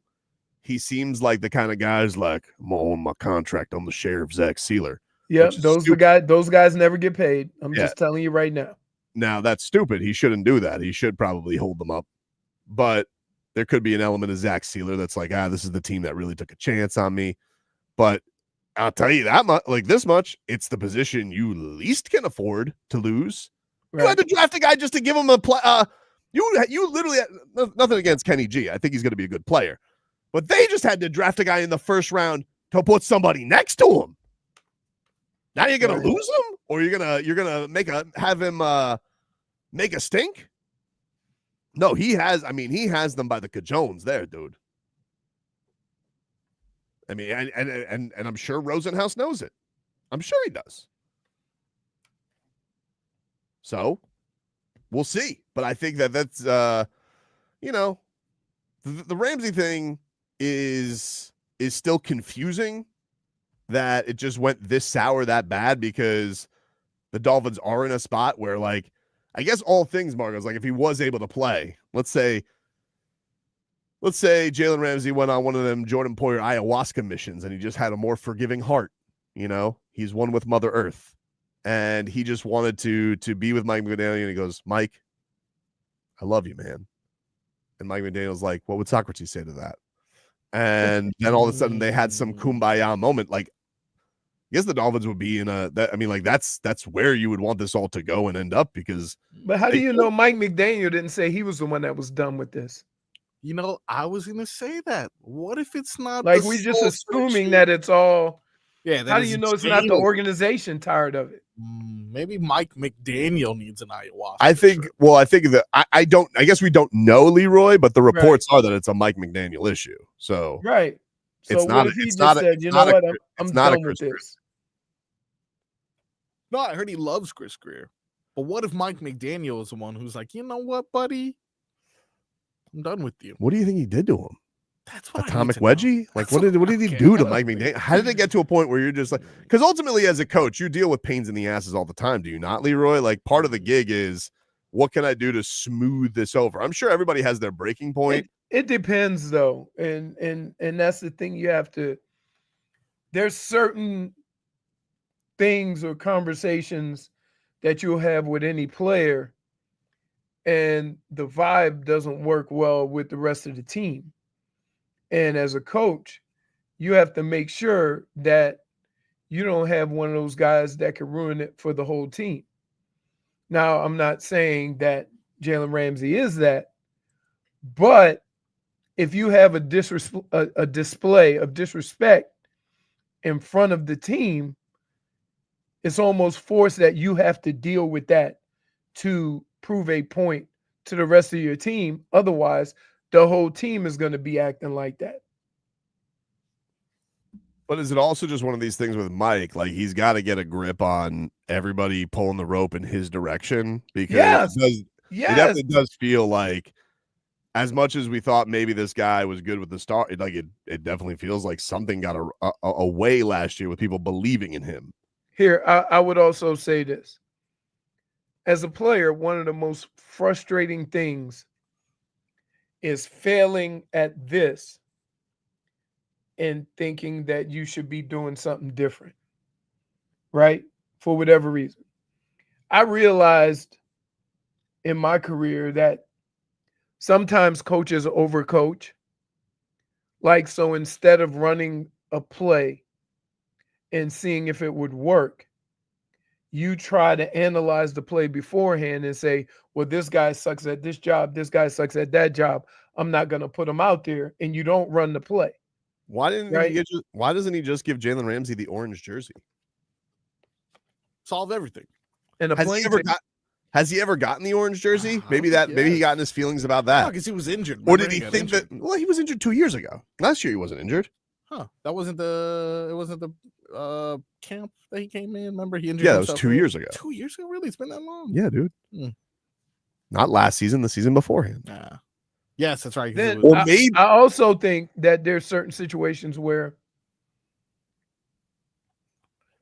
you have leaders on your team, and those leaders are such that they kind of push the point of the coach in the organization, like a UD, right? Every organization has guys like that. If you have a guy that's not,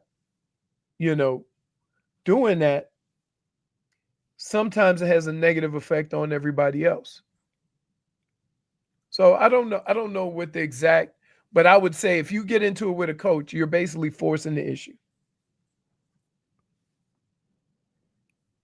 You think it's one of those things where he tried to offer him the orange jersey and he goes, stupid.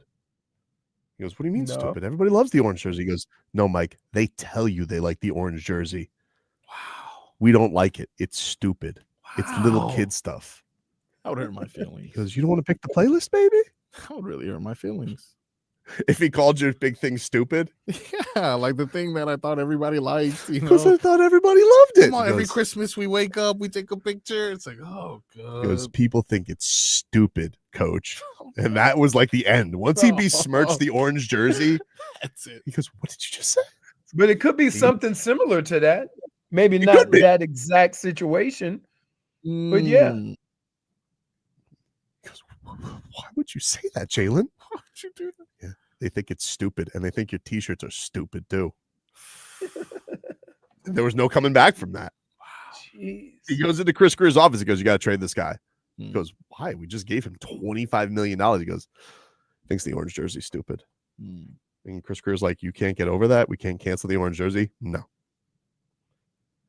He goes, you can give me 5 Storm Ducks as long as I have the orange jersey. That's how I coach my team, Chris. Look at that. And you know, notice he's given the orange jersey to Storm Duck, Ethan Bonner, a bunch of different cornerbacks. Has he ever given it to Jalen Ramsey? You know, I'm trying to I need drum stats and I need orange jersey stats. Yeah. Has Jalen Ramsey ever gotten the orange jersey? Is this the reason why it all came to a head? Because he's like, the orange jersey's a stupid idea, Mike McDaniel. Wow. And by the way, and he goes, what? And he goes, and hey, you want one? He goes, and you want to know what else? He goes, what? You have anything else to say? He goes, Anthony Weaver thinks it's stupid too. See ya. What if instead of saying Mike, he says Michael? Oh, maybe. I think he calls him Mikey to be more disparaging. Mikey. Orange Mikey. jersey. Stupid. Thinks it's stupid. I think it's for babies, dude. What are you, children? It's not for babies, I promise. I can imagine him just defending it. We'll take a break. Get to the mixed bag next.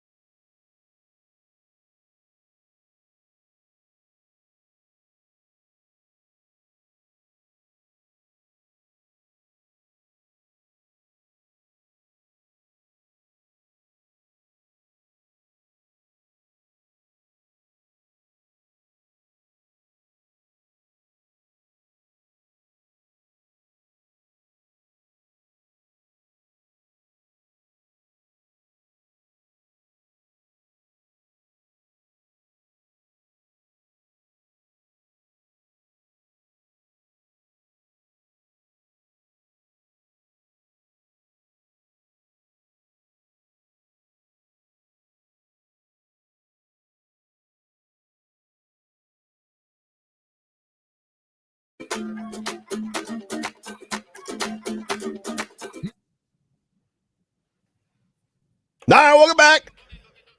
Tobin and Leroy here with you, 560 WQAM. Big three in the most anticipated season yet will take center court in Miami at Kaseya Center on June 29th. Get your tickets now at KaseyaCenter.com. Check that on out. Miami's got its own team, the Miami 305. Oh, he didn't leave the squad, I believe. No, he doesn't have to. I mean, he doesn't have to leave. Okay, because he did. He won. All right. He won. Michael Beasley is. I mean, he's the best player on the team. Yeah. Was acting like a baby. Why do you have this thing against Michael Beasley? Okay, look. Now that I've developed Beat the Bees, I'm a little bit easier on him. But really, I just think he gets too much credit. He's a glorified. It's not credit. It's appreciation for the art of basketball. Well, this isn't Rucker Park, all right? This is the NBA. Did you make it Rutgers Park? Did you just make it Scarlet Knights Park? This is the Scarlet Knight Park. This is the NBA. And he wasted an opportunity and wasted some years of my life. He didn't waste any years of your life. Oh, your life was completely fine. No. My life depended on his success. Flopped. Left poor D-Wade by himself. What Beasley is a bona fide scorer. Right. And at the time, we didn't have a spot for a bona fide scorer who didn't play defense. Now every team has a couple of them, right? But the scoring outweighs the lack of defense. Just go look at teams in the playoffs. Imagine like you were the first person to ever come up with like a house remix and everybody's just like, this is just noise, you know? And then all of a sudden you see one day you see Steve Aoki getting $600,000 for an hour set. And you were just like, I was ahead of my time. You know, what's the old saying the kids say today? Never wrong, just early. That was Michael Beasley. I guess you're right. Leroy said that about my spot. What? Yeah. Is that a new thing? Do people say Yeah, that the now? kids say that. Never wrong, just early. Yeah. Remember Leroy said that about my Spo take. We all remember. We were all there. Spo take was terrible. No, just early. Just early. Let's get to the mixed bag. He caught you like a 7.5 pound big mouth bass.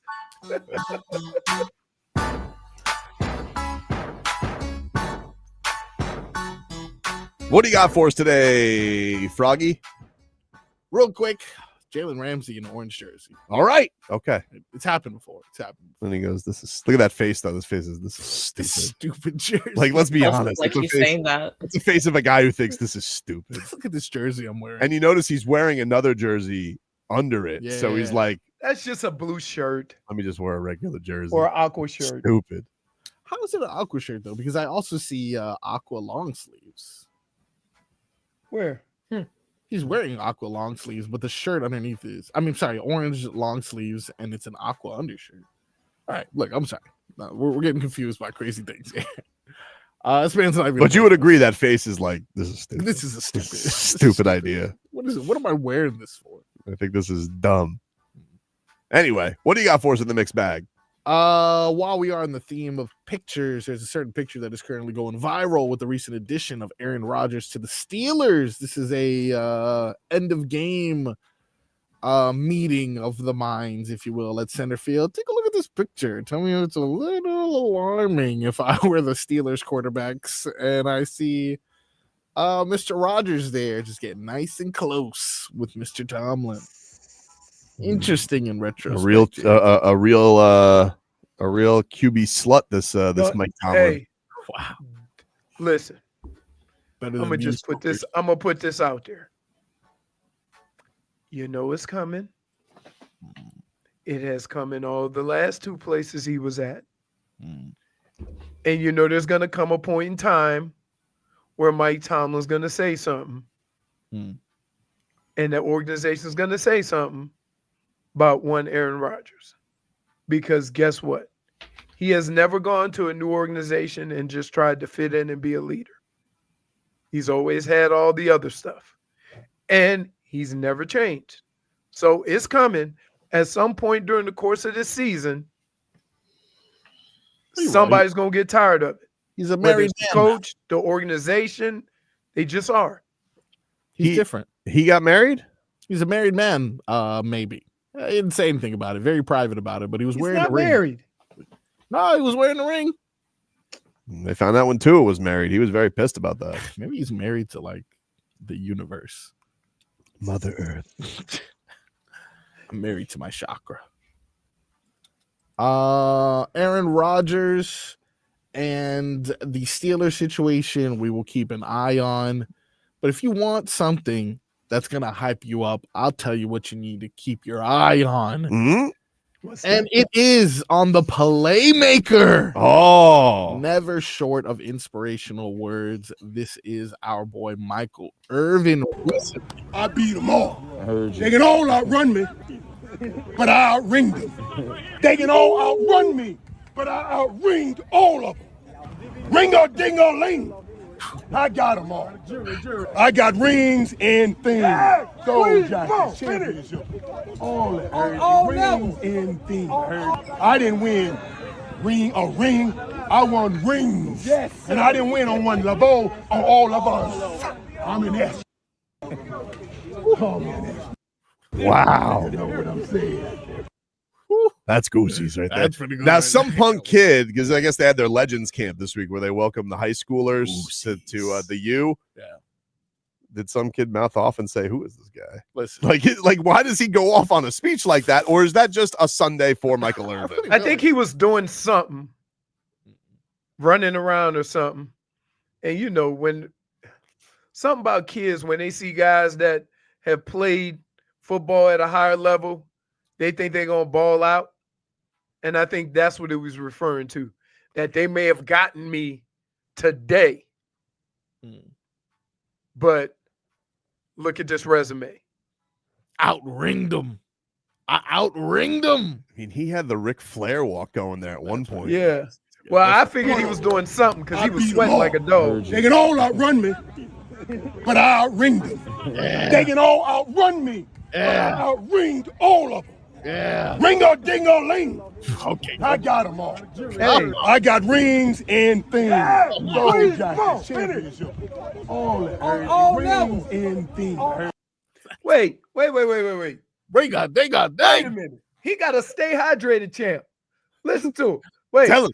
They can all outrun me, Listen to the guy in the but I back. outringed them. They can all outrun me, but I outringed all of them.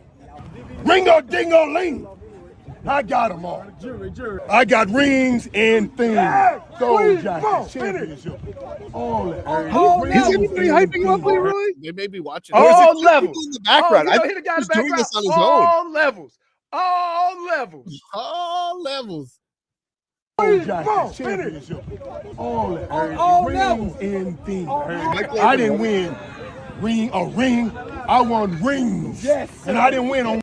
Yes, sir. Oh, it's hype, man. I know. Like, do you think everybody's like this? Is he running a drill right now? No, he's just going over his resume. Just letting you guys know. All right, guys. If you guys, we're gonna do individuals over here. We're gonna do some calisthenics over here. If you just want to hear Michael Irvin's resume, go over there. That's cool. Paradise Camp. Wing a ding ding. It's like, what are you doing?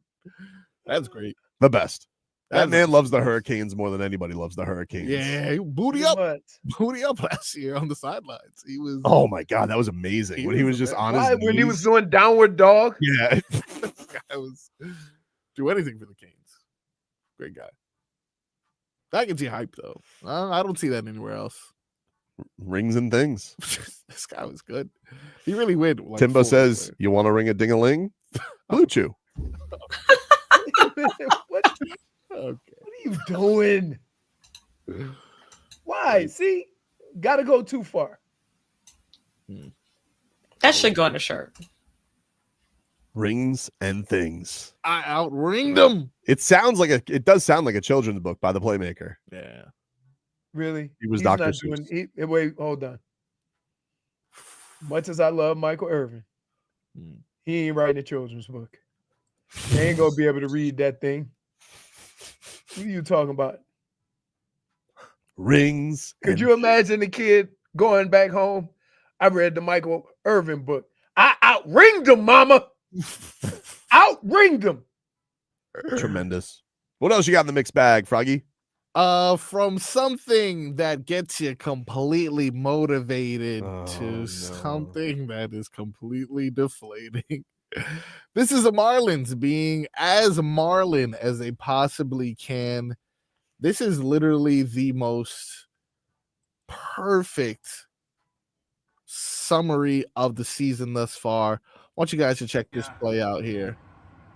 All right, warming up, and boom! Weather. Oh my God. Couldn't weather that storm there. Boom! Now, okay, I've seen mixed reports as someone who, I think so. You've mentioned, Tobin, that you've played baseball, right? Mm-hmm. Is this on the pitcher for not getting down, or is this on the catcher for just careless? The pitcher should be paying attention. It's on the pitcher because he knows the throw down comes before the inning starts. Now, and what is he holding his hand up for? Who is he calling for? Water? What is going on? I think he's just following through on his final pitch. Like he's just like this. He kind of like no-looked the pitch as it was over. Yeah. But And definitely, first of all, I have never, and I pitched in high school, right? I ain't never not paid attention when somebody was throwing a baseball. In you always know, like before an inning's gonna start. Hey, coming down. Like, yeah, that's what they say. Everybody knows. Like this is right before the game starts. Like it's so. I don't know. I mean, I think Weathers was a little too froggy for his final pitch there, but also, I mean, like, put this as the media guide cover for next year. Like, this is just exactly what it is right now. That is rough, dude. That's awful. So, like, say they had to get a new pitcher.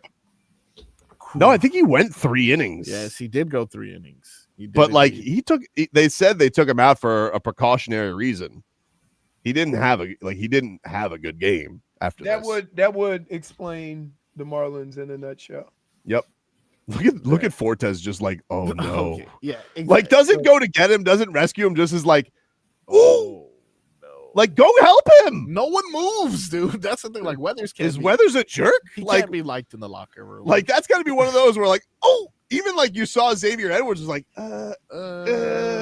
he's like, I gotta get the ball. How come nobody's going to help him? He's prioritizing the ball. Well, I can't let the ball out. I guess you're hoping like, oh, get up, but he's not getting up because he got nailed. Just knocked like, ooh, got him in the back of the head too. I mean, it just grazed him. I don't know, Leroy. That's grazed? No. Leroy, that ball goes just to grazed him, like that thing does not graze. It hits. Yeah, but it almost still made it to second base. Oh, but look at the like it hurt. Listen, I'm not saying it didn't hurt, but I'm just like saying, what is he doing? Yeah, that is. He's lucky he's got a big head of lettuce on him. Yeah, that's true. That is rough. Oh my It god! didn't break his fall, so the hair did nothing.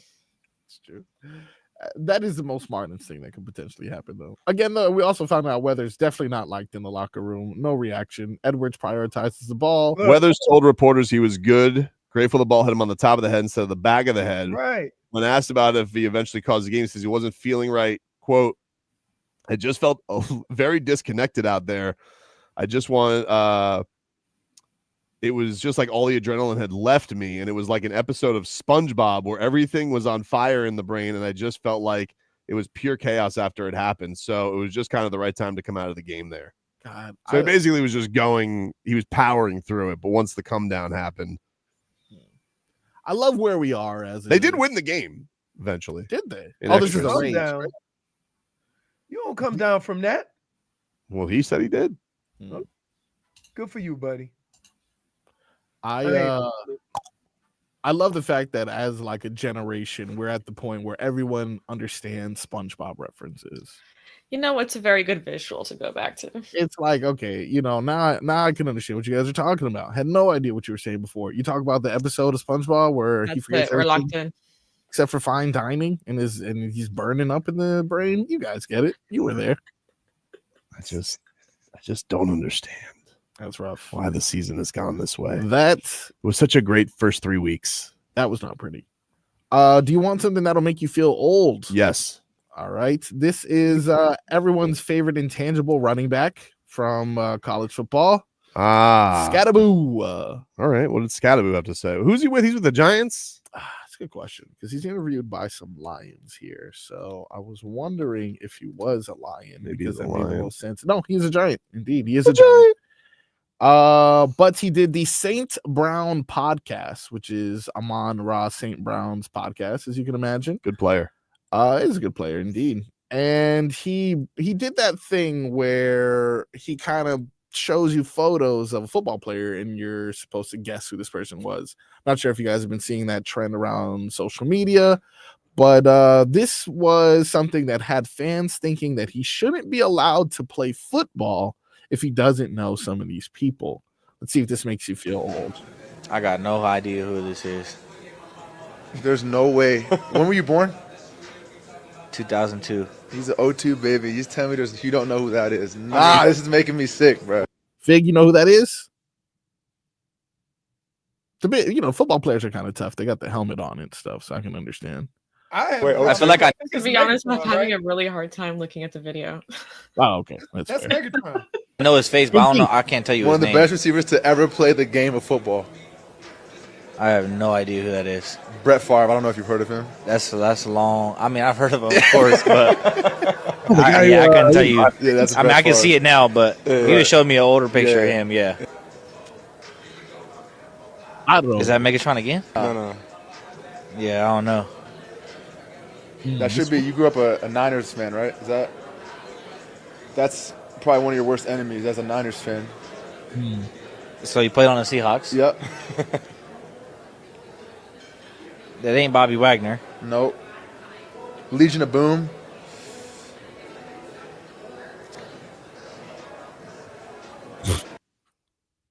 He doesn't know Sproles. I feel like he would have known Sproles. Sproles, he didn't know Sproles. He didn't know Cam Chancellor. He didn't know Megatron. But here's the problem. He should know Sproles. Even as players, and this is the honest truth. Yeah. Sometimes we'll go to events, and because you never really see these guys without their helmet, Yeah. they'll have to tell you who it is. So it's not out of the realm that a young person wouldn't know what the older players are. It's not as bad as Ryan Tannehill not knowing his division.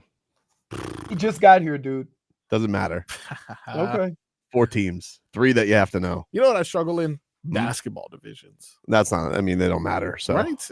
Like, what do we even? But you could probably guess the Heats. They're all pretty geographical. The Heat don't have a very a weird one. We see the Magic a lot. Yeah. We see the Wizards a Yep. lot. Atlanta. Think Cardinal. Oh, we see Atlanta a lot Mhm. for sure. I can't see. I'm trying to think who else we see a lot. Is it Carolina? No.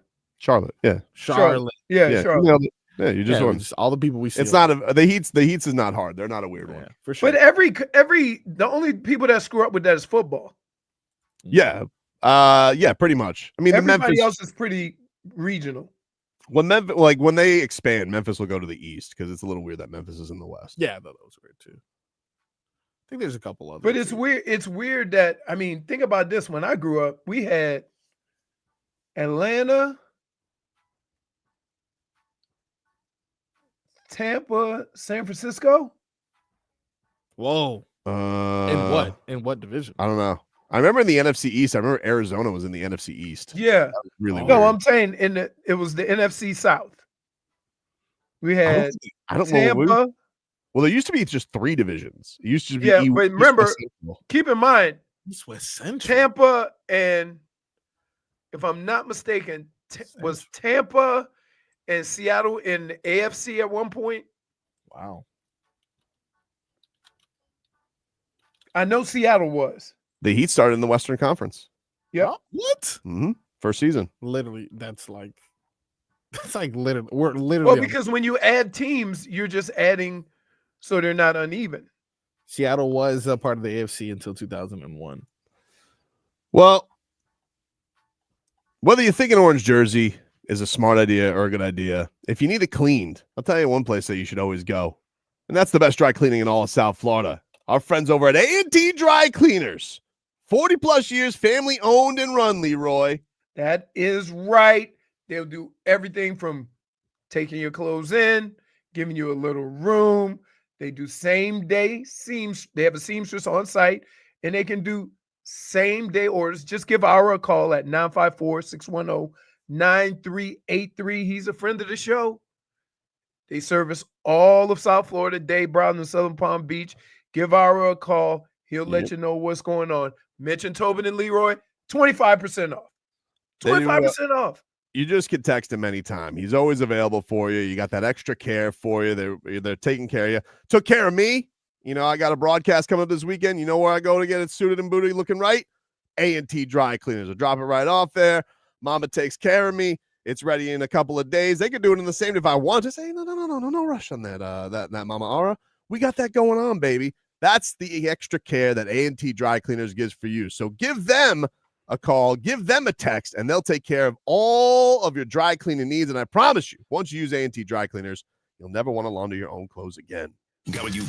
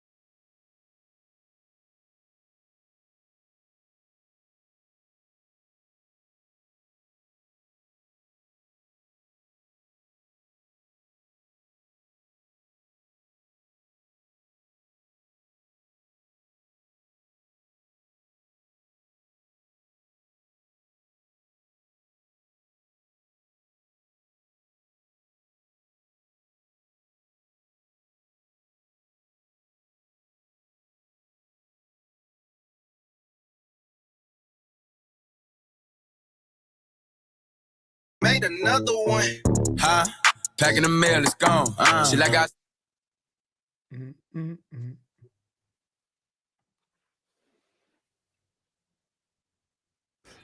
All right, take it back. Welcome back, everybody.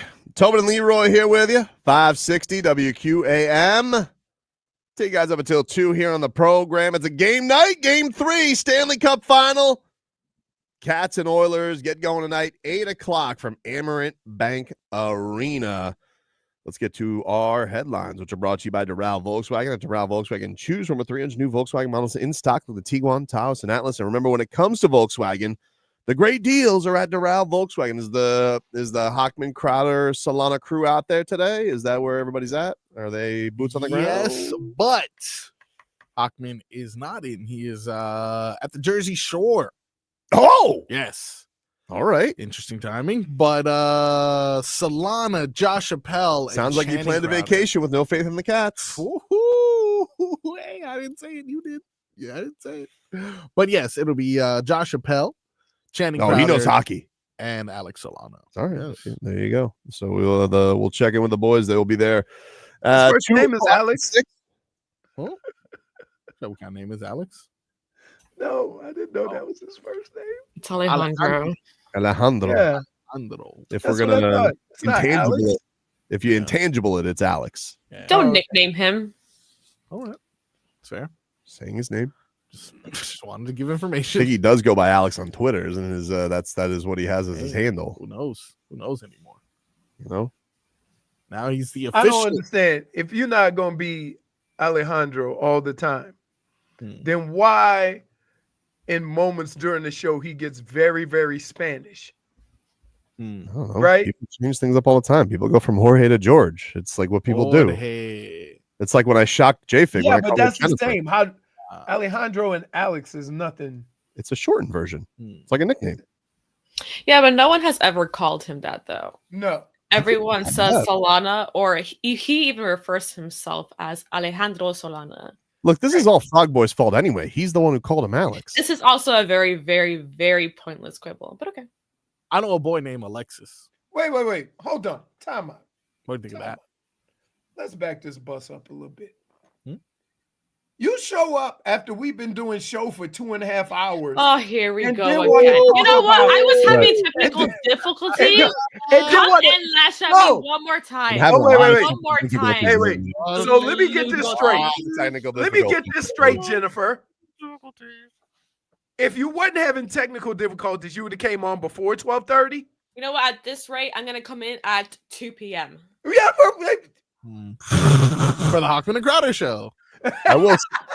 Is it just because did you force these technical difficulties because you're ashamed that you are you ashamed that you had big face coffee? Is that why? Yeah. Look, I'm tired of your assuming. Okay, How am I assuming? You when sent this picture. when the old says I have to pee, that already gives you Hey, less wait. than 5 minutes. But let me ask you a of question. walking time. So Let me what, ask you- what wait, was wait, the wait. first thing I saw? Big face coffee. So I Jennifer, said, "We have a bathroom." hold on. We went in there. Calm okay? down. Let's No, be because clear. you guys want to assume you were not No, even no. there. Okay. No. I'm gonna set you guys Wait. straight.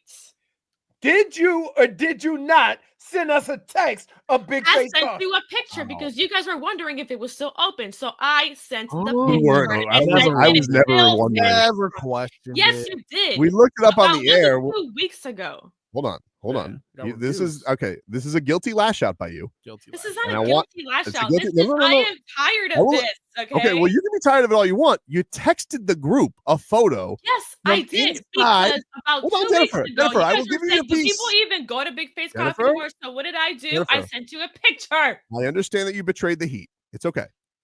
I'm sure you'll be forgiven. Call You're it a what great you fan. will. Mhm. No, you betrayed the Heat. Sure. You did. But to tell us, why would you assume I went inside to have coffee when you text us a selfie from inside is crazy talk. Of course. What do you think we're going to assume? That I went to the bathroom like I. Then why did I assume why you didn't go to the bathroom? Wait. You did not include that in the text. And by the way, Why would I say that in a text? And by the way, you would say, "Oh, we're just here to use the bathroom, not get coffee." hey, dude, you can't go to a Starbucks and pee unless you get coffee. Oh. Yes, you can if they don't stop you. They don't know. You walk in there like you own the place, and they're not going to you had stop the you. coffee. I think your spirit will be more free. No. You had that coffee. I could tell in the look in your eyes. Probably one of those fancy ones too. She's hopped up on caffeine. I won't tell Pat. Go tell Pat. Half with oat milk and Now at media day, will a question be to every player that we ask? Would you still drink at Big Face Coffee? Yes, that will be a question. Wow. Cool. Write it down. Write that down. Write that down. That's a good one. Pretty good. That's good. That's pretty good. I'm gonna email that to the group. Leroy Len says Hawk is doing the show live from New Jersey. Yes. So he will chime in. You will hear from Mark Hockman as well.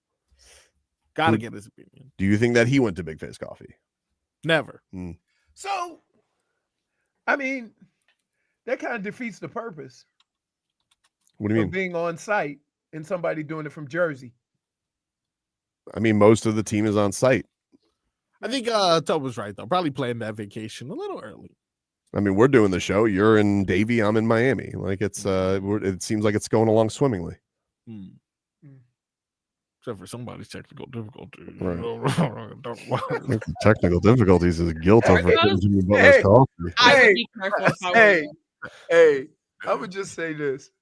I'm looking at JFig, and she's about this close from cropping our asses out. I understand. Oh yeah. Yes. Let me just step on a couple of things here. So much for assuming correctly this time. Okay, well, but I don't understand. One, the technical difficulties are not our fault. I don't know why we're getting the brunt of the criticism. True. And second of all, you did go to Big Face Coffee. Why won't you just admit it that you wanted to Big Face Coffee? I didn't go. I said I went. The old had to pee, so I went and directed them to the bathroom. Now you're throwing Papa Fig under the bus because he had to No, pee. Papa Fig wasn't one of them. It was Mama the Fig? people visiting. Oh, so relatives. So you wanted to Fig. So you wanted to tour them and said, "Hey, you remember that guy who stabbed the Heat in the back? This is his coffee shop. Yeah. Let's go drink there." Sure. Little cappuccino. Yeah, what did you have? She probably had like half calf oat milk with a twist of vanilla and all that fancy You stuff. know I'm not that fancy, okay? So I don't know what's wrong with you. That'll be interesting.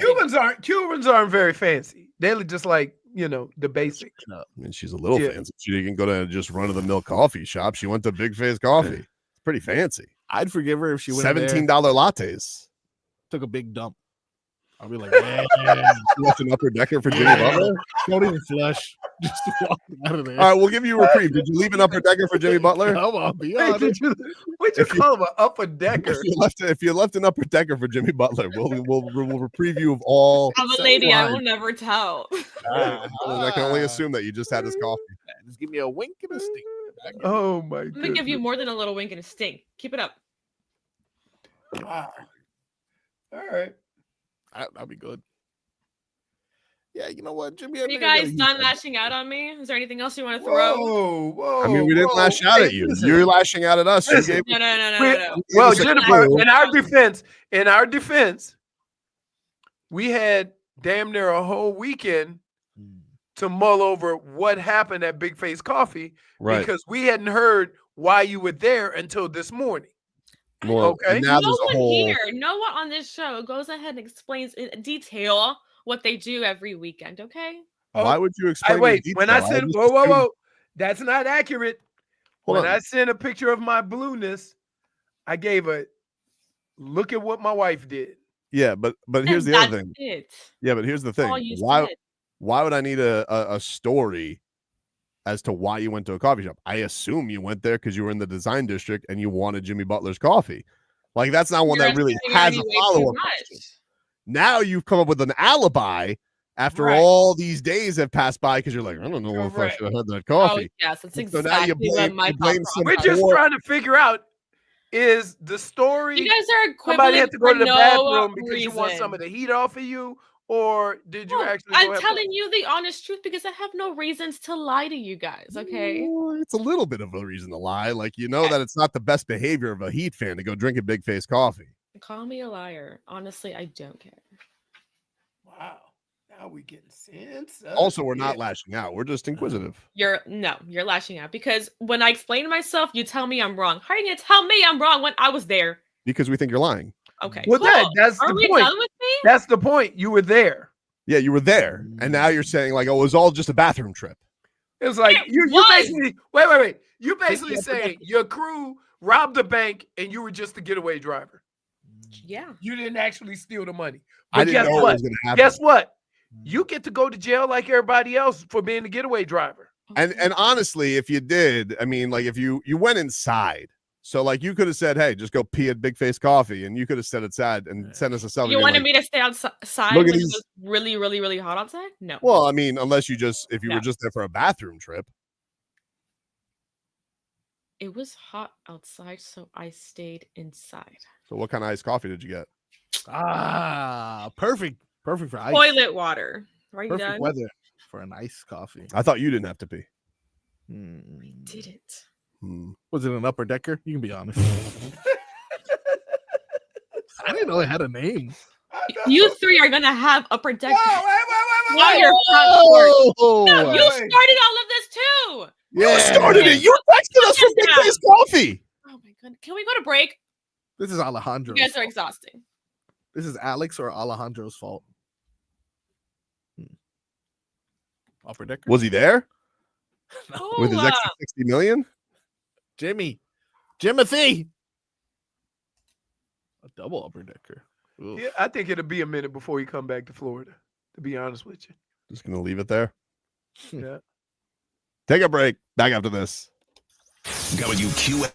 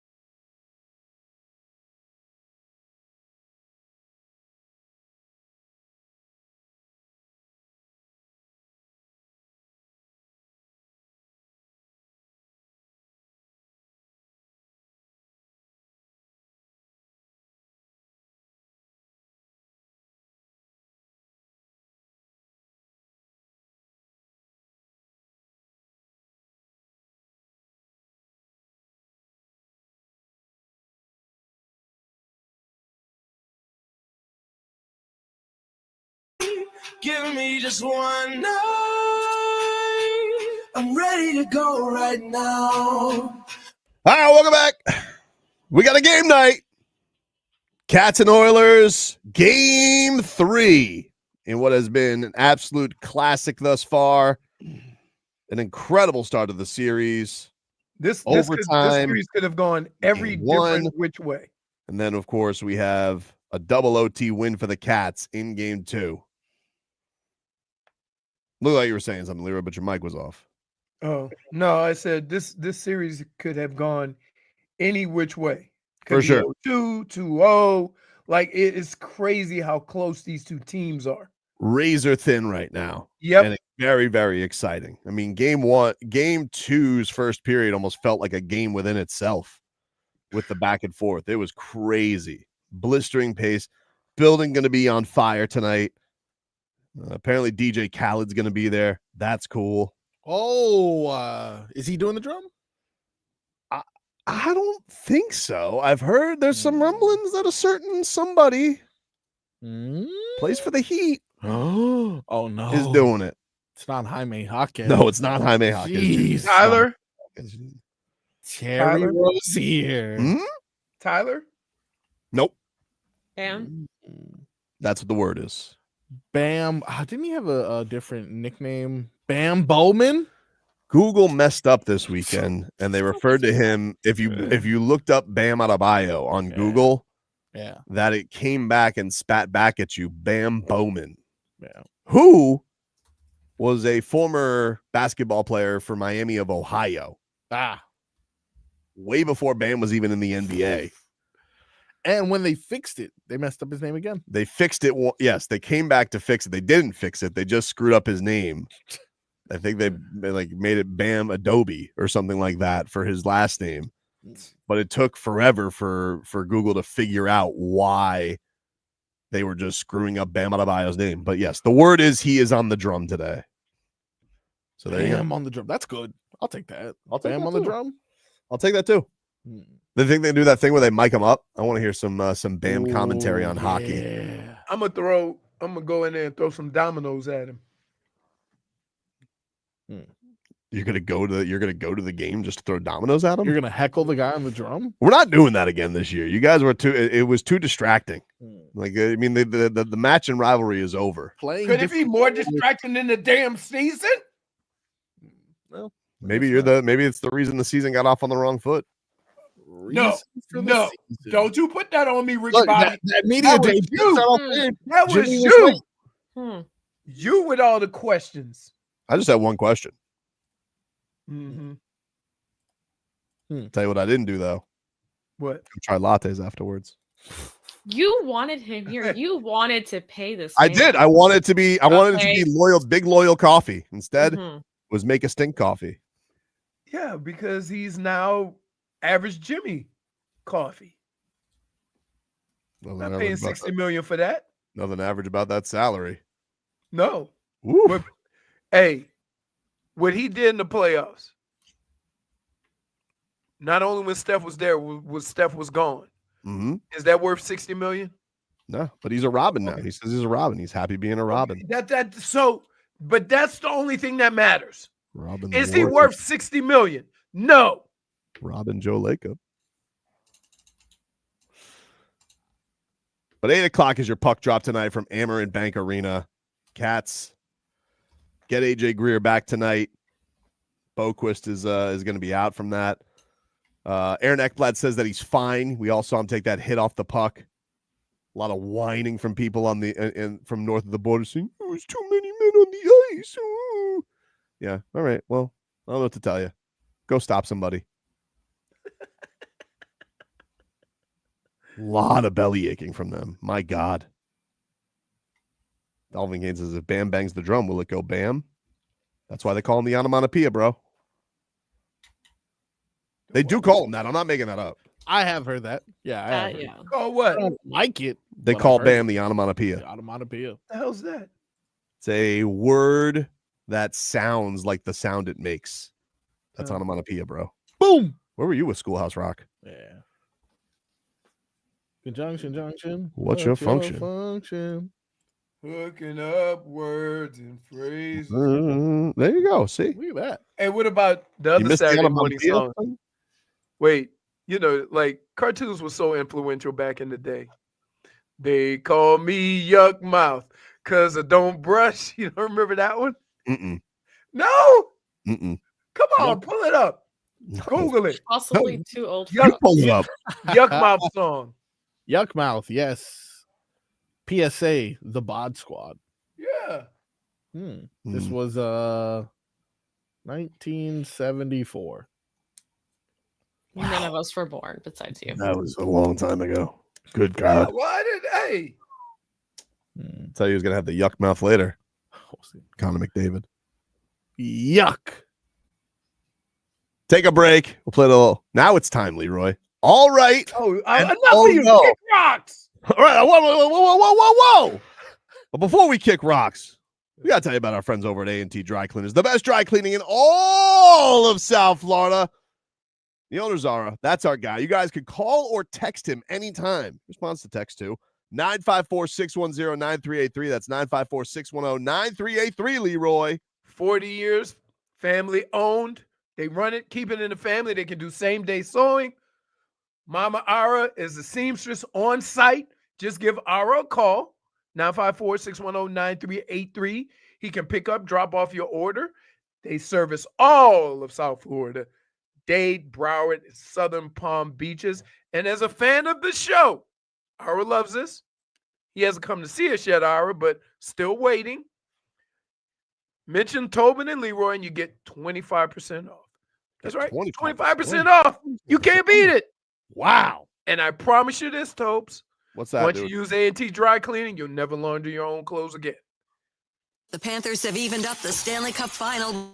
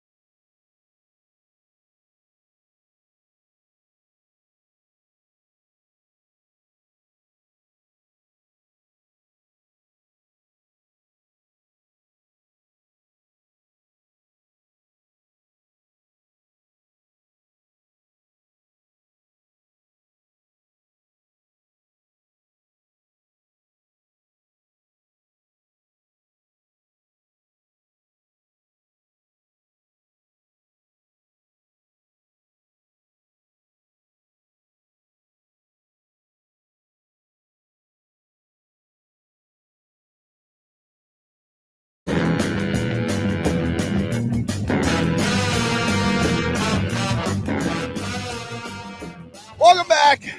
Tobin and Leroy here with you. 560 WQAM. Well, let you guys know again, Big Three in their most anticipated season yet will take center court in Miami at the Kaseya Center on June 29th. Get your tickets now at kaseyacenter.com. My all right goes to the birthday boys today. Ooh. Doug Plagans? Yeah. Happy birthday to him. Yeah. All right. Udonis Haslam? All right. The OG? Happy birthday to the captain, Udonis Haslam. Yeah. And Nikola Jovic, dude. 22 years young for Nico. So happy birthday to those three. If I missed anybody, I apologize. I apologize. But those are the three that came to mind today. So happy birthday to them. Yeah. And I wish Doug Plagans a big win. I wish Nico a great summer. And I wish Udonis Haslam a great broadcast. And that's what we got. My oh no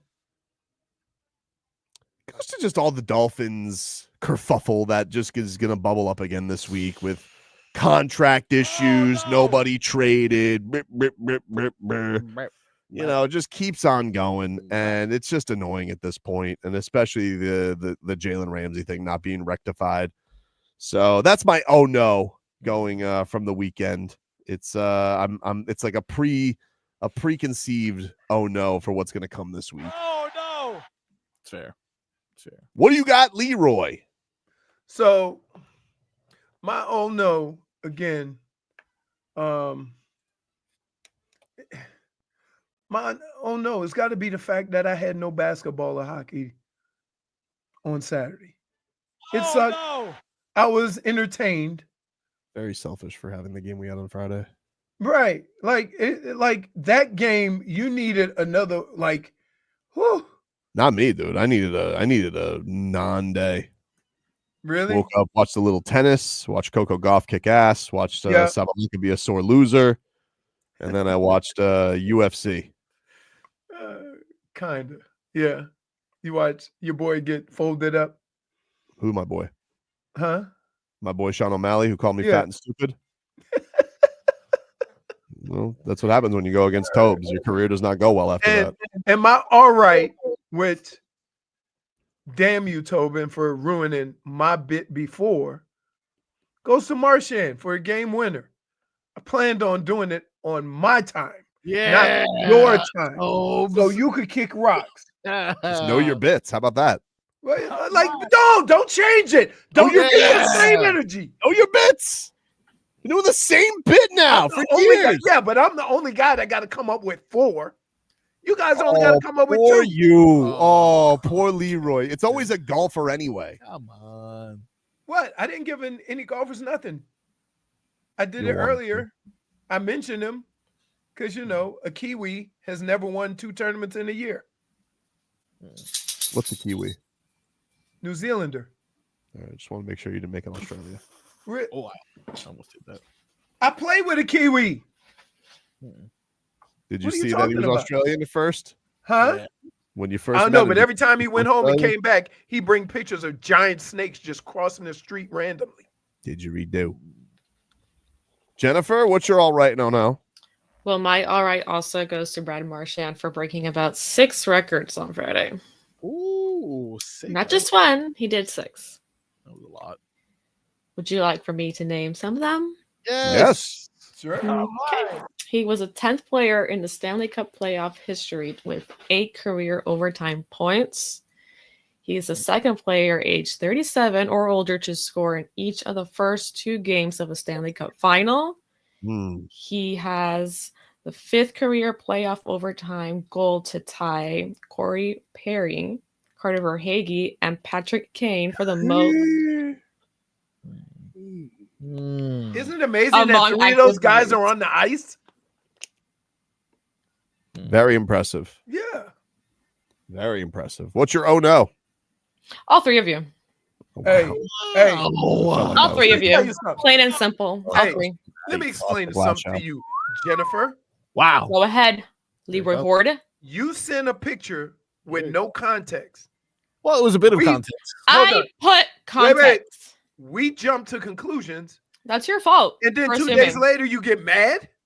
Yeah. Actually, I was glad Marcos mentioned the context. Well, I mean, thing. no need to. No, you didn't have to mention why. Because actually, upon further review, yes, it said still standing strong.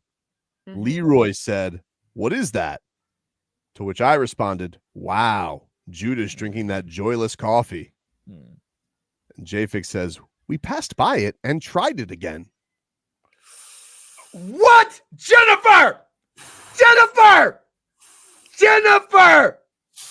What do you have to say to yourself? What? I didn't have iced coffee. Wait, Jennifer! Oh my God. You boxed in at -1. You lashed out all show and you admitted your crimes on the group text. The Amazon receipt! Prime. No finger. You don't get I the point did of not this. have iced coffee. You do not get the They ordered an espresso and it tasted like garbage. Oh my goodness. Wait, that's not even the point of this. Or The point lying. of this is Or we deception. got on you for drinking Big Face coffee. I didn't drink it. I took a sip because they said it tasted bad and it tasted like lime, and then we said throw That's it not out. what that message says. That message Nice says job, Jalen we Ramsey, went with to the try backup. Big Face coffee again. So you need to apologize to us. I'm not. That's always how it would go. This is exactly how it would go. This is Oh my and nobody had to goodness. pee either. Wait a minute. They actually Nobody did have had to to pee. pee. Nobody Nobody had to They had pee. to pee. Nobody peed. They had to pee. I'm measuring everyone's bladder. Hey, wait a Don't minute. measure their bladder. That's also very weird, Marcos. Very Hey, strange. Don't know if I so get the Jennifer, answer. when you heard the text come up, you knew where this was going. You absolutely knew. Because at no point in time in that text did we get anything out of that text other than, oh, she went to get Big Face coffee again. Then on Monday, after some backlash, you come in with a cover story. It's not a cover story. They No, had to really? pee. Yes. I could tell by when he I can't started even look reading at her that text. anymore. I could tell by your face you were like, oh. Yep. Can't even look at her anymore. Busted. The way she Can't judged even us. Don't look at me. Don't look at me. They judged the way she judged us. Don't look at me. Yes. You judged me. Yes, Rightfully because so. look, now you're a big face liar because you didn't in the text. You gave the impression y'all went to try coffee again. That is liar's a point. pretty good. Nope. Point for Leroy. I'm hurt. I am hurt by the Cool. deception. Be hurt. Wow. Be hurt. No remorse whatsoever. Nope. You got caught in a tiny little fib, and you should say sorry. You What a got web me. we weave. What a web we weave. Wow. I should know a thing or two about webbed. That's right. You should. Part amphibian. And big What do you got for us today, Frog Boy? Sorry, I'm still getting over this revelation we just had here. Yeah. Stop trying to buy time. You didn't have anything ready. No, I am all Classic, right. classic lash out. Jennifer, she's just lashing at everybody right now. Bobby Lash. Wow. Boy, I see. My all right goes to the great Dwayne Michael Carter Jr. You guys may know him as Little Wayne. You like his new album? I happen to be one of only 4 people who like Dwayne Michael Carter Jr.'s new Carter 6 album. Leave it to you, dude. When everybody else thinks something stinks, you seem to stick up for it. I listened to it, and I was just like, yeah, man, he's a wordsmith, right? Correct. See, this is the thing. What do you expect from him? You know, what do I expect from the new Happy Gilmore movie? And do I expect an Oscar?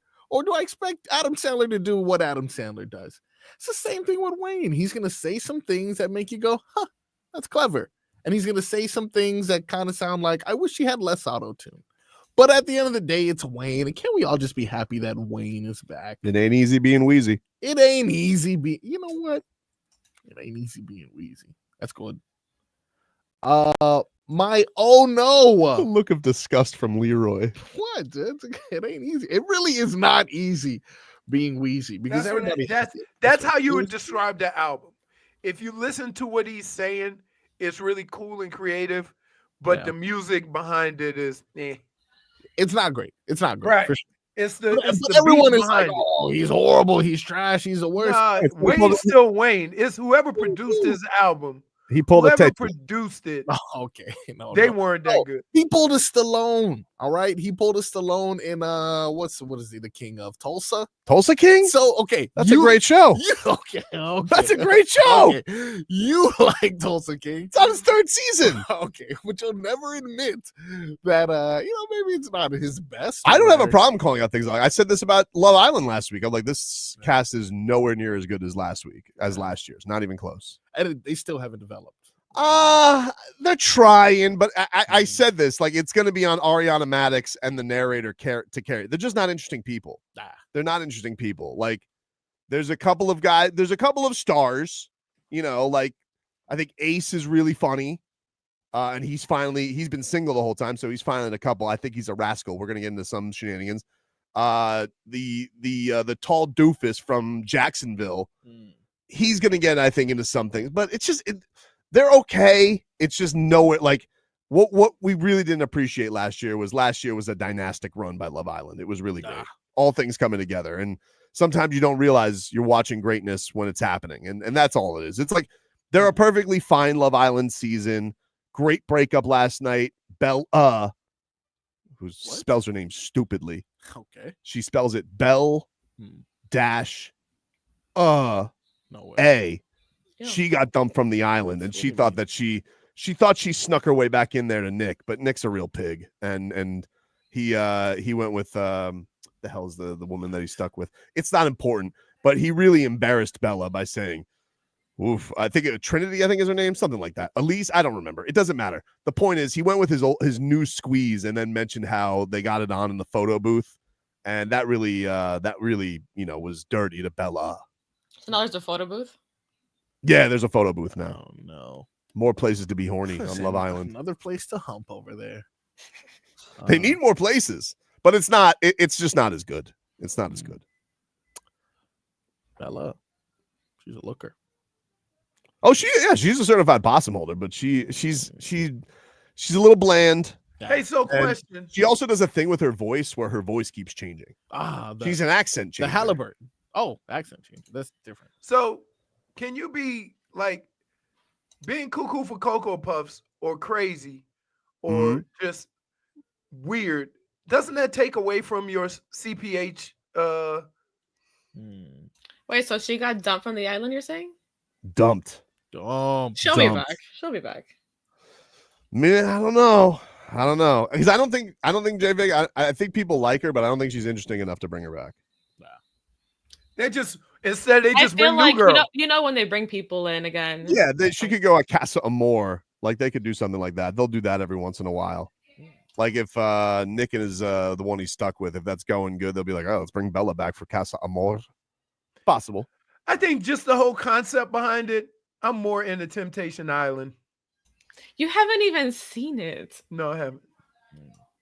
Well, the thing that's annoying with Love Island sometimes is you'll have a couple that's like they're clearly there. Like this Jeremiah is a real phony, and he's trying to be with Huda to just win the game. I'm not dating no girl named Huda.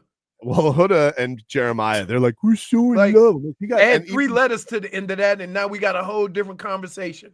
Everybody's sitting. Yeah, and Huda and Jeremiah, like Huda's like, oh, I love him, and everybody's like, you've been together for literally 4 days. You're crazy.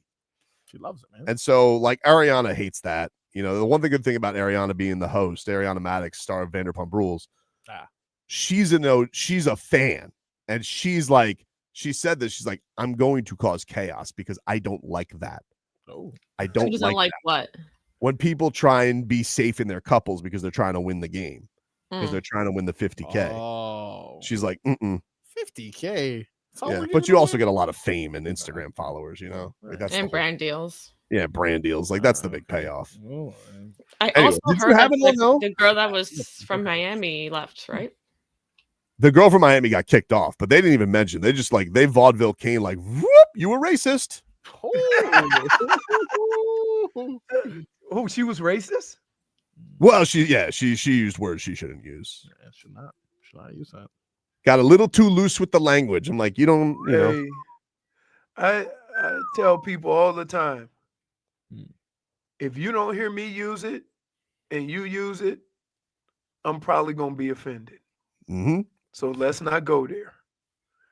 Like, Froggy, what do you got, buddy? My Ono goes to the WWE for getting rid of a superstar and then realizing that they made a mistake because Twitter said, please bring him back. And then they brought him back 3 days later because they don't stand on business. R-Truth? Yeah. Ron Killens. And then people were like, was that a work? And he says, no work. And then on his Twitter, he says, no, we want truth was seen, heard, felt, and understood. Believe me when I say this. I love every one of y'all to death. We made history together. He came back. That's my Ono. He came back and he betrayed John Cena. He did. Who won? John Cena lost the match against Cody Rhodes. It was John Cena and Logan Paul versus Cody Rhodes and Jey Uso. Thanks to the interference from R-Truth, John Cena lost. All right, we'll see if there's any interference tonight. Game 3, Cats and Oilers, Stanley Cup Final. Okay, coverage continues where you get Stanley Cup Final and Love Island like no other right here on 560 WQAM. Hockman, Crowder, Solana coming up for you here. Next, we will talk to you rascals tomorrow. This is a monumental moment in my life. Carter, Verhage. It's easy. We got to get on to ice hockey. Because who's going to get past Bob? Like, that's the real question. Muchas gracias. Thank you, Bob. Thank you for the congratulating me. Middays.